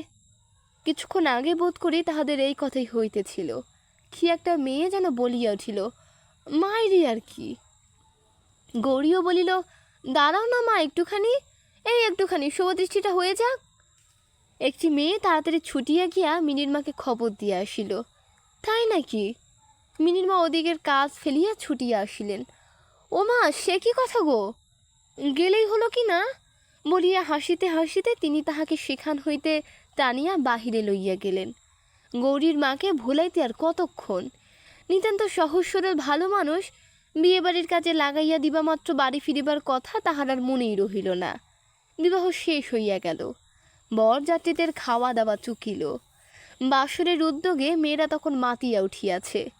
গৌরীর মনে পড়িল বাসরে যাওয়ার তাহার নিষেধ। একবার ভাবিল মাকে লইয়া চুপি চুপি এই সময় সে সরিয়া পড়ে। সারাদিন উপবাসের পর মিনুর মা তখন মিনুকে তাহার কোলে বসাইয়া আদর করিয়া নিজের হাতে খাওয়াইয়া দিতেছেন। লাল চেলি পড়া মিনুর কপালে চন্দনের ফোঁটা, হলুদ রঙের সুতো বাঁধা হাতে একটি রূপার কাজল লতা। মিনু তার মার কোল হইতে মুখ তুলিয়া ছোট একটা মেয়েকে কাছে ডাকিয়া চুপি চুপি বলিল, গৌরীকে ডাকতো সাবু। আহা, গৌরীকে সে অনেকক্ষণ দেখে নাই। গৌরী কাছে আসিয়া বসিতেই লজ্জায় সে মায়ের কোল হইতে নামিয়া বলিল, আর খাবো না মা। বলিয়াই সে গৌরীর একখানি হাত চাপিয়া ধরিয়া জল ভরা চোখে তাহার মুখের পানে একবার তাকাইল, বলিল, যাস নে ভাই। গৌরী তখন ঝরঝর কাঁদিয়া ফেলিয়াছে। মিনুর মা তাহাকে চুপ করাইলেন। ছি মা, আনন্দের দিনে আজকে চোখের জল। বলিয়া তাহাকে চুপ করাইতে গিয়া তিনিও মহা বিপদে পড়িলেন। নিজের চোখের জল গোপন করা তাহার পক্ষে দুঃসাধ্য হইয়া উঠিল। মা ও মেয়ে বাড়ি যখন ফিরিল, রাত্রি তখন অনেক হইয়াছে। মা এবার বলিলেন, যা মা, তুই উপরে যা। পা টিপিয়া টিপিয়া গড়ি দোতলায় গিয়া দেখে ননী মাধবের ঘরের দরজার ভিতর হইতে খিল বন্ধ। ফিরিয়া আসিয়া বলিল, আজ আমি তোমার কাছে শুই মা। মা আজকাল মেয়েকে লইয়া শুইতে পার না। বলিলেন, বেশ তো, দরজা বুঝি বন্ধ? গড়ি চুপ করিয়া রহিল। পরদিন সকালে ননীমাধব কোনো কথাই জিজ্ঞাসা করিল না। গৌরী ভাবিল, হয়তো এই সামান্য কথা লইয়া সে তাহাকে বেশি কিছু বলিবে না। সত্যই বলিল না। রাত্রে সে মাত্র একবার জিজ্ঞাসা করিল, সকালে এসেছিলে? ঘাড় নাড়িয়া গৌরী বলিল, না, এসেছিলাম রাত্রে, কি করবো বলো, কিছুতেই ছাড়ে না, তাই একটুখানি দেরি হয়ে গেল। এসে দেখি দরজায় তোমার খিল বন্ধ। মায়ের কাছেই শুয়েছিলাম। কিছু না বলিয়া ননীমাধব এমনিভাবে চুপ করিয়া রহিল যে গৌরীর মনে হইল কথাটা সে বিশ্বাস করে নাই। বলিল, মাকে না হয় জিজ্ঞেস করে দেখো। ননীমাধব তথাপি নিরুত্তর। মিনুকে তাহার শ্বশুরবাড়ি পর্যন্ত পৌঁছাইতে গিয়াছিল। মিনু সেই 3rd ক্লাসে পড়া ভাই জিতু। সেদিন বৈকালে গৌরী তাহাদের রান্নাঘরের সম্মুখে চালায় বসিয়া পান সাজিতেছে। এমন সময় ছুটিতে ছুটিতে জিতু আসিয়া হাজির। গৌরী তাহাকে দেখিবা মাত্র পান সাজা ফেলিয়া হাসিয়া জিজ্ঞাসা করিল, ফিরে এলি তোরা? কেমন শ্বশুরবাড়ি রে? জিতু তাহার সম্মুখে চাপিয়া বসিল। বসিয়া 2 হাঁটুর উপর হাত রাখিয়া দুলিয়া দুলিয়া মিনু শ্বশুরবাড়ির গল্প আরম্ভ করিল। প্রথমেই আরম্ভ করিল, 2টো যা কুকুর আছে বাড়িতে, ফাইন, একটা কালো আর একটা কালোই সাদায়। গৌরী কুকুরের গল্প শুনিতে চায় নাই। জিজ্ঞাসা করিল, শ্বশুর শাশুড়ি আছে কিনা তাই বল আগে। দাঁড়াও বলছি। বলিয়া কুকুর দুটো যে নূতন মানুষ দেখিলে চিৎকার করে এবং তাহাকেও যে দিন কত অত্যন্ত বিব্রত করিয়া তুলিয়াছিল, প্রথমে সেই কথাই বলিল। পরে জামাইবাবু কেমন করিয়া তাহাদের সঙ্গে তাহার ভাব করিয়া দিলেন, অঙ্গভঙ্গি সহকারে তাহার বিস্তারিত বর্ণনা করিয়া বলিল, হ্যাঁ, শ্বশুর আছে, শাশুড়িও আছে। বলিয়াই জিতু মুখ বাড়াইয়া গৌরীর কানের কাছে চুপি চুপি বলিল, শাশুড়ি মাকে ভারী বজ্জাত, এমনি উঁচু উঁচু দাঁত, যেমন কালো মাকে তেমনি মোটা। দিদিকে আসতে দিচ্ছিল না কিছুতেই, তবে শ্বশুরটা ভালো। পানে সুপারি দিতে দিতে গৌরী জিজ্ঞাসা করিল, মিনু কাঁদেনি তো সেখানে গিয়ে? বা, কাঁদবে কেন? বলিয়া আবার সে তাহার কানের কাছে মুখ লইয়া গেল। বলিল, জামাইবাবু যে খুব ভালোবাসে। গৌরীর মুখখানা হঠাৎ লাল হইয়া উঠিল। হাসিয়া বলিল, যা, তোকে যেন ওই কথা আমি জিজ্ঞেস করেছি। জিতু বলিল, দিদি তোকে যেতে বলেছে। গৌরী হেট মুখে পানের খিলি করিতে করিতে ভাবিতে লাগিল, যাইতে সে পারিবে কিনা কে জানে। জিতু ভাবিল কথাটা সে বিশ্বাস করে নাই। বলিল, মায়েরই বলছি, যাস যেন। বলিয়া এই হাত বাড়াইয়া একেবারে যতগুলা পান হাতে ওঠে একসঙ্গে ততগুলা তুলিয়া লইয়া জিতু পলায়ন করিতেছিল। অতগুলো নিস নে বলিয়া হাঁ হাঁ করিয়া গৌরী তাহার হাত হইতে পানগুলা কাড়িয়া লইতে গেল। কিন্তু জিতিও ছাড়িবার পাত্র নয়। দুজনে টানাটানি ছিঁড়াছিঁড়ি করিতে গিয়া কতক পান ছিঁড়িয়া পড়িল মাটিতে। একটিমাত্র খিলি আসিল গৌরীর হাতে। বাকি গোটা 2 পান একসঙ্গে মুখে পুড়িয়া দিয়া হাসিতে হাসিতে জিতু ছুটিয়া পলাইল। যাইবার সময় চিৎকার করিয়া বলিয়া গেল, যাস যেন। ঘাড় নাড়িয়া গৌরী বলিল, যাব। বলিয়া সে মুখ ফেরাইতে উপরের জানলার পানে সহসা তাহার নজর পড়িল। দেখিল জানালা খোলা, এবং সেই জানালার একটা কপাটের আড়ালে ননীমাধবের সন্দিগ্ধ তীক্ষ্ণ 2 চক্ষু তাহারই উপর স্থির নিবদ্ধ। কয়েকদিন পরে শাশুড়িকে ডাকিয়া ননীমাধব একখানি চিঠি দেখাইল। চিঠিখানি অত্যন্ত জরুরি। লিখিয়াছেন ননীমাধবের সেই বড়লোক মামিমা। ননীমাধব বলিল, বিয়ে করেছি শুনে ভারী খুশি হয়েছেন, আবার দুঃখও করেছেন একটুখানি। লিখেছেন, বউ নিয়ে তুই আমার এই চিঠিখানি পাওয়া মাত্র আসিস যেন, না এলে কিন্তু ভালো হবে না। মাও খুব খুশি হইয়া একটা স্বস্তির নিঃশ্বাস ফেলিয়া কহিলেন, যাক, ভাবছিলাম রাগ করবেন হয়তো, বাঁচা গেল। খুশি হয়েছেন তাহলে, কি বলো বাবা? খুশি হয়েছেন, কি বলো? এই বলিয়া আহ্লাদে একেবারে আটখানা হইয়া চিঠিখানা মা একবার হাতে করিয়া তুলিয়া লইলেন। পড়িতে জানেন না, কি করিবেন নাড়াচাড়া করিতে করিতে বলিলেন, এই করে কথা, তাও খামে চিঠি লিখেছেন, যেতে বলেছেন? তা বলবেন বই কি। কিয়ৎক্ষণ পরে ননীমাধব জিজ্ঞাসা করিল, কি হবে তাহলে, কবে যাওয়া হচ্ছে আমাদের? মাও বলিলেন, দাঁড়াও বাবা দাঁড়াও, যাবে 2 দিন সবুর করো, ভরচাঁদকে 3 দেখাই। ননীমাধব বলিল, আজই দেখাবেন যেন, মামিমাকে অনেক দিন দেখিনি, আমারও মন কেমন করছে। মাও বলিলেন, তা তো করবেই বাছা, 15 পরে মামিমার কাছ হইতে একখানি টেলিগ্রাম আসিল, এখনও তোমরা আসিলে না কেন? মা আর চুপ করিয়া থাকিতে পারিলেন না। দিন স্থির হইল, মাসের 13 তারিখে, রাত্রের ট্রেন। একটিমাত্র মেয়ে, বিবাহের সময় মা তাহাকে ফাঁকি দেন নাই। গহনা দিয়াছিলেন প্রায় 3000 টাকার। জিজ্ঞাসা করিলেন, হ্যাঁ বাবা ননীমাধব, সব গয়নাই দেব সঙ্গে, কি বলো তুমি? কিন্তু বাবা, আধার রাত গরুর গাড়িতে যাবে। ননীমাধব বলিল, কিছু ভয় নেই মা। একটি একটি করিয়া মা তাহাকে সব গহনাই পরাইয়া দিলেন। সবচেয়ে ভালো শাড়ি পরাইলেন, সবচেয়ে ভালো জামা পরাইলেন, দামি একখানি শাল দিলেন সঙ্গে। তাহার পর প্রয়োজনীয় জিনিসপত্রে বাক্স গুছাইয়া দিয়া সাবধানে থাকিতে বলিয়া পিঠে হাত দিয়া বলিলেন, কাঁদিস নে মা, বড় জোর 7 দিন কি 10 দিনের বেশি রাখবে না, আমি বলে দিয়েছি ননীমাধবকে। মেয়েকে কাঁদিতে নিষেধ করিয়া মাও কাঁদিলেন। একা ঘরে তোকে ছেড়ে আমি কেমন করে থাকবো মা? গরুর গাড়ি আসিয়া দরজায় দাঁড়াইল। শীতকাল, অন্ধকার রাত্রি। গ্রামে তখনও পর্যন্ত 2-1 খামারে ঝামঝাড়িয়ের কাজ চলিতেছিল। গাড়ির নিচে গাড়োয়ান তখন একটি লণ্ঠন বাঁধিয়া লইল। মাও কাঁদিলেন, মেয়েও কাঁদিল। মেয়ে জামাই গাড়িতে উঠিয়া বসিলে গাড়োয়ান গাড়ি ছাড়িয়া দিল। যতক্ষণ দেখিতে পাওয়া গেল, লণ্ঠন হাতে লইয়া দরজার কাছে মা দাঁড়াইয়া রহিলেন। দুধারে ধানের ক্ষেত, মাঝখানে গরুর গাড়ি চলিবার পথ, চারিদিক অন্ধকার, আকাশে অগণিত নক্ষত্র। গাড়ির নিচের লণ্ঠনটির আলোকে পথের একটুখানি মাত্র দেখা যাইতেছিল। দূরে দূরে কয়েকটা অস্পষ্ট গ্রাম। কতগুলো শ্রীগাল একবার কাছাকাছি কোথাও যেন চিৎকার করিয়া উঠিতেই ননীমাধব জিজ্ঞাসা করিল, হ্যাঁ রে পাঁচু, এইখানে না সেদিন সেই কাকে যেন আগলে ছিল।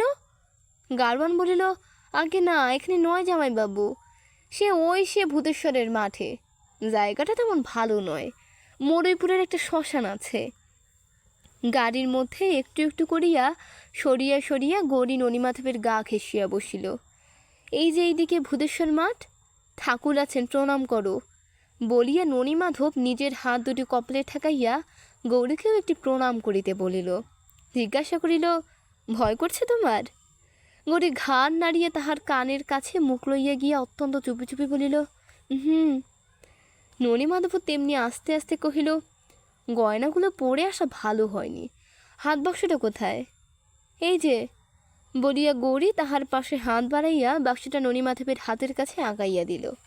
ননীমাধব বলিল, খোলো, এক একটি করে ধীরে ধীরে গয়না টয়না সব খুলে তুমি রাখো, এতে রেখে চাবি বন্ধ করো। গৌরী তাহাই করিতে বসিল এবং কিছুক্ষণ পরেই নাকের নাক ছবিটি ছাড়া গয়না গাঁটি সবই খুলিয়া ফেলিয়া বাক্সবন্দি করিয়া চাবিটি ননীমাধবের হাতে দিয়া বলিল, তুমি রাখো।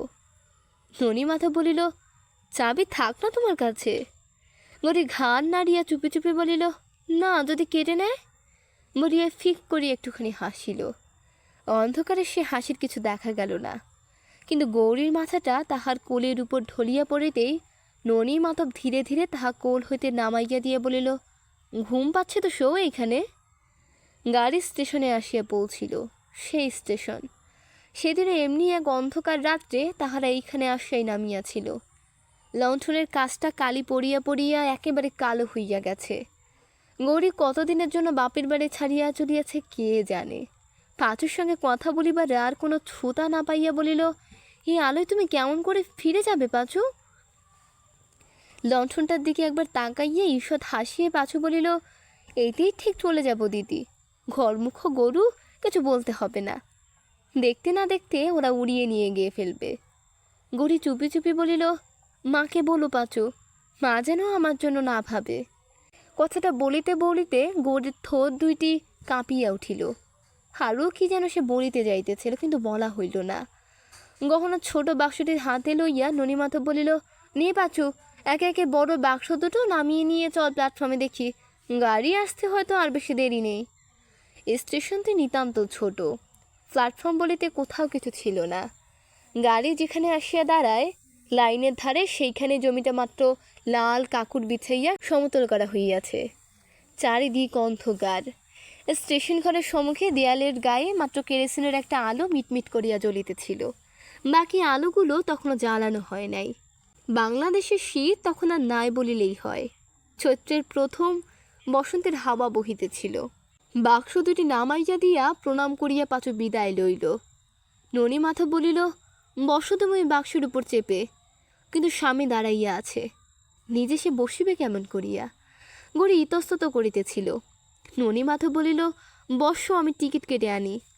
দুপা আগাইয়া গিয়াই আবার পিছন ফিরিয়া বলিল, একা ভয় করবে না তো? গৌরী ঘাড় নাড়িয়া বলিল, না। ট্রেন আসিল আধা ঘন্টা দেরি করিয়া। ব্রাউন্স লাইনের ট্রেন। না আছে আলো, না আছে যাত্রী। জন 2-3 উঠিল, জন 4-5 নামিল। একটুখানি গোলমাল হইচই হইল। তাহার পর সিটি দিয়া ট্রেন ছাড়িয়া দিল। দেখা গেল ইন্টার ক্লাসের একটি কামরায় গৌরী ও ননীমাধব উঠিয়া বসিয়া আছে। ট্রেনের জানালার বাহিরে ননীমাধব ঘন ঘন তাকাইতেছিল। সম্মুখে 2টা বেঞ্চে আরও জন কতক যাত্রী আগাগোড়া মুড়িসুড়ি দিয়ে ঘুমাইতেছে। গৌরীর ইচ্ছা করিতেছিল স্বামীর সঙ্গে 2টা কথা কয়। এমনি আর এক রাত্রে এমনি একটি ট্রেনের কামরাতেই যে তাহাদের প্রথম পরিচয়, হাসিয়া এই কথাটি তাহাকে স্মরণ করাইয়া দিবার জন্য গৌরী উসখুস করিতে লাগিল। কিন্তু সম্মুখের বেঞ্চের ঘুমন্ত লোকটা তাহাদেরই দিকে মুখ ফেরাইয়া রহিয়াছে বলিয়া গৌরী না পারিল কথা কহিতে, না পারিল ননীমাধবের কাজ ঘেঁষিয়া আর একটুখানি সরিয়া বসিতে। গায়ের শালখানি মুড়ি দিয়ে সে চুপ করিয়া বসিয়া রহিল। ঘণ্টাখানেক পরে অনেকগুলো ছোট ছোট স্টেশন পার হইয়া আসিয়া অন্ধকার এক ছোট স্টেশনে ট্রেনে আসিয়া দাঁড়াইতেই ননীমাধব বলিল, ওঠো। গৌরী প্রস্তুত হইয়াছিল। চট করিয়া উঠিয়া দাঁড়াইয়া বলিল, বাক্স দুটো? তুমি নামো আগে বলিয়া ননীমাধব দরজা খুলিয়া ধীরে ধীরে তাহাকে প্রথমে নামাইয়া দিল। তারপর বাক্স দুইটা টানিয়া দরজার কাছে আনিয়া নিজেও নামিল, বাক্সও নামাইল। প্ল্যাটফর্মের বালাই এখানেও নাই। বাক্স দুইটা নিজের হাতে কতক টানিয়া কতক তুলিয়া স্টেশন ঘরের কাছাকাছি লইয়া গিয়া বলিল, বসো, আমি গাড়ি দেখি, ধরো তো এই টিকিট দুটো। বলিয়া গৌরীকে আবার তেমনি বাক্সের উপর বসাইয়া ননিমাধব গাড়ি গাড়ি করিয়া চিৎকার করিতে করিতে অন্ধকারে বোধ করে স্টেশনের বাহিরেই খোঁজ করিতে গেল। ট্রেন আবার ছাড়িয়াছে। দেখা গেল গহনার বাক্সটি হাতে লইয়া ননিমাধব একাকী সেই চলন্ত ট্রেনে যে কক্ষে আসিয়া উঠিয়াছে, তাহাতে লোকজন কেহ নাই। মুখে তাহার কেমন যেন একটি অত্যন্ত নিরস নিষ্ঠুর নিরানন্দ হাসি। স্বল্পলোকিত সে নির্জন কক্ষের বাতায়ন পথে মুখ বাড়াইয়া ননিমাধব একবার স্টেশনের দিকে তাকাইল। কেরোসিন বাতির একটুখানি আলো গৌরীর মুখের উপর আসিয়া পড়িয়াছে। বাক্সের উপর সবুজ রঙের শালখানি গায়ে দিয়া তখনও সে ঠিক তেমনিভাবে নিশ্চল পাষাণ মূর্তির মতো বসিয়া। স্বামীর আগমন প্রতীক্ষায় অন্ধকারের দিকে ব্যাকুল একাগ্র দৃষ্টি তাহার তখনও নিবন্ধ। এই বয়ঃসন্ধিগতা কিশোরীর, এবং শুধু এই কিশোরীরই কেন, সমগ্র নারী জাতির নিষ্ঠা ও ভালোবাসার উপর আস্থা তাহার অনেক দিন হইতেই নাই। আজও তাই সে তাহার দৈনন্দিন ঘটনার মতোই অত্যন্ত সহজভাবে গৌরীকে পরিত্যাগ করিয়া আসিয়া নিশ্চিন্ত নীরবে গহনার বাক্সটি কোলের উপর চাপিয়া ধরিয়া চুপ করিয়া বসিয়া আছে। কিন্তু এমনি মজা, মুখখানি তাহার চোখের সম্মুখ হইতে যতই ঝাপসা হইয়া আসে, ননিমাধবও জানালার বাহিরে তত বেশি করিয়া তাহার গলা বাড়াইয়া দেয়। কিন্তু সে আর কতক্ষণ? গাড়ির বেগ ক্রমশ দ্রুত হইতে দ্রুততর হইতে লাগিল। ননিমাধবের চোখের সম্মুখ হইতে গৌরীর সেই একাগ্র উন্মুখ দুটি চক্ষু অদৃশ্য হইল, মুখখানি অদৃশ্য হইল, দেহ অদৃশ্য হইল। সবুজ রঙের শালের নিচে গৌরীর দুটি অলক্ত গ্রঞ্জিত সুকোমল শুভ্র পা, টিনের তোরঙ্গ, কেরোসিনের আলো দেখিতে দেখিতে পশ্চাতের অন্ধকারের মধ্যে বিলীন হইয়া গেল। হু করিয়া বাতাস বহিতে লাগিল। দুপাশের ঘন বন বেষ্টিত গ্রাম, দিগন্ত বিলীন শয্যাশূন্য উন্মুক্ত প্রান্তর, শুষ্ক ধানের ক্ষেত, সকলের উপরেই অন্ধকারের গাঢ় আস্তরণ ক্রমশ আরও গাঢ়তর হইয়া উঠিল। গত 15 বৎসরের ইতিহাসে নিষ্ঠুরতার কাহিনী যে তাহার জীবনে একেবারেই নাই তাহা নয়, তবে মানুষের জীবন লইয়া এমন খেলা কোনোদিন খেলিয়াছে বলিয়া তাহার মনে হইল না। গহনার বাক্সটার উপর হাত পড়িতেই ক্ষণপূর্বে যে মুখ তাহার বিগত জীবনের মতোই পশ্চাতের অন্ধকারে মিলাইয়া গেছে, সেই গৌরীর মুখখানে তাহার আবার মনে পড়িল। মনে পড়িতেই কেমন যেন একটা শুষ্ক অসরতায় মাথার ভিতরটা তাহার ঝিমঝিম করিতে লাগিল। গাড়ি তখন খুব জোরে চলিয়াছে। গাড়ির ঝকঝক শব্দ নির্জন কক্ষে সেই এক যাত্রীটি দুই কানের ভেতর দিয়া বুকের উপর দিয়া ধকধক করিয়া বাজিতে বাজিতে কোথায় যেন অতি নিষ্ঠুরভাবে আঘাত করিতে শুরু করিল। কেন করিল কে জানে। এই অভাবনীয় ব্যাপারে ননিমাধবের বিস্ময়ের আর সীমা রহিল না। গাড়িতে উঠিবার সময় নারী জাতির উপর তাহার অবাল্য সঞ্চিত বিদ্বেষের, তাহার পুঞ্জীবিত ঘৃণার চমৎকার প্রতিশোধ লইতেছে ভাবিয়া যে আনন্দ সে অনুভব করিয়াছিল, সহসা না জানি কেন সেই আনন্দের আবেগ কেমন যেন এক প্রাণান্তকারী নির্মম বেদনায় রূপান্তরিত হইয়া তাহার সমস্ত অন্তঃকরণটিকে মুহূর্তের মধ্যে আচ্ছন্ন করিয়া ফেলিল। শ্বাস রোধ হইবার উপক্রম করিতে লাগিল। মনে হইল এ তাহার হৃদয়ের দুর্বলতা ছাড়া আর কিছুই নয়। তাড়াতাড়ি উঠিয়া দাঁড়াইয়া চলন্ত গাড়ির মধ্যে টলিতে টলিতে পদচরণ করিতে লাগিল। বাহিরে সূচিবেদ্ধ গণ অন্ধকারে পরিবেষ্টিত বিশাল বহিঃপ্রকৃতির মাঝখানে নিঃসহায় নিরবলম্বন নিরপরাধ একটি বালিকার বেদনা পরিম্লাল দুটি সজল পক্ষ চক্ষু, একটি ব্যথিত করুণ মুখচ্ছবি ব্যতীত তাহার মনুচক্ষের সম্মুখে আর কোথাও কিছু অবশিষ্ট রহিল না। গহনার বাক্সটা একবার মাত্র হাতে করিয়া তৎক্ষণাৎ তাহা সে দূরে সরাইয়া দিল। ট্রেনের গতি তখন আরও বাড়িয়াছে। এইবার বহুদূরে জংশন স্টেশন। আর একবার সে জানালার বাহিরে তাকাইল।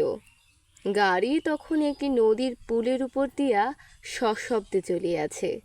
পশ্চাতে ঘন অন্ধকার, নদী তীরের বায়ু হিল্লোলিত শুভ্র কাশগুচ্ছের অস্পষ্ট শুভ্রতা। সম্মুখে বহুদূরে একটি ডিস্টেন্স সিগন্যালের রক্তিম আলোকও যেন সেই পরিত্যক্তা গৌরীর দুটি ব্যথিত পাণ্ডুর চোখের মতো জলজল করিতেছে।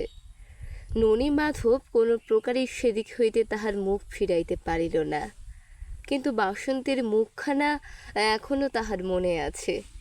মায়ার কথাও বিস্মৃত হয় নাই। ও মেয়ে সেই তাদেরই জাত। এই কথা ভাবিয়া সে জোর করিয়া চোখ বুজিল। চোখ বুজিয়া নিস্তার নাই। মুদিত চক্ষু সম্মুখবর্তী মসীকৃষ্ণ ঘন অন্ধকারের দুর্ভেদ্য যবনকে ভেদ করিয়া সে আলোক যেন তাহার অন্তরের মাঝখানে প্রবেশ করিতে চায়। এতদিন পরে সত্যই তাহার মনে হইতে লাগিল, নিখিল ব্যাপী এই বিরাট মিথ্যাচারের বাহিরে সত্য বস্তু হয়তোবা কোথাও কিছু থাকিতেও পারে।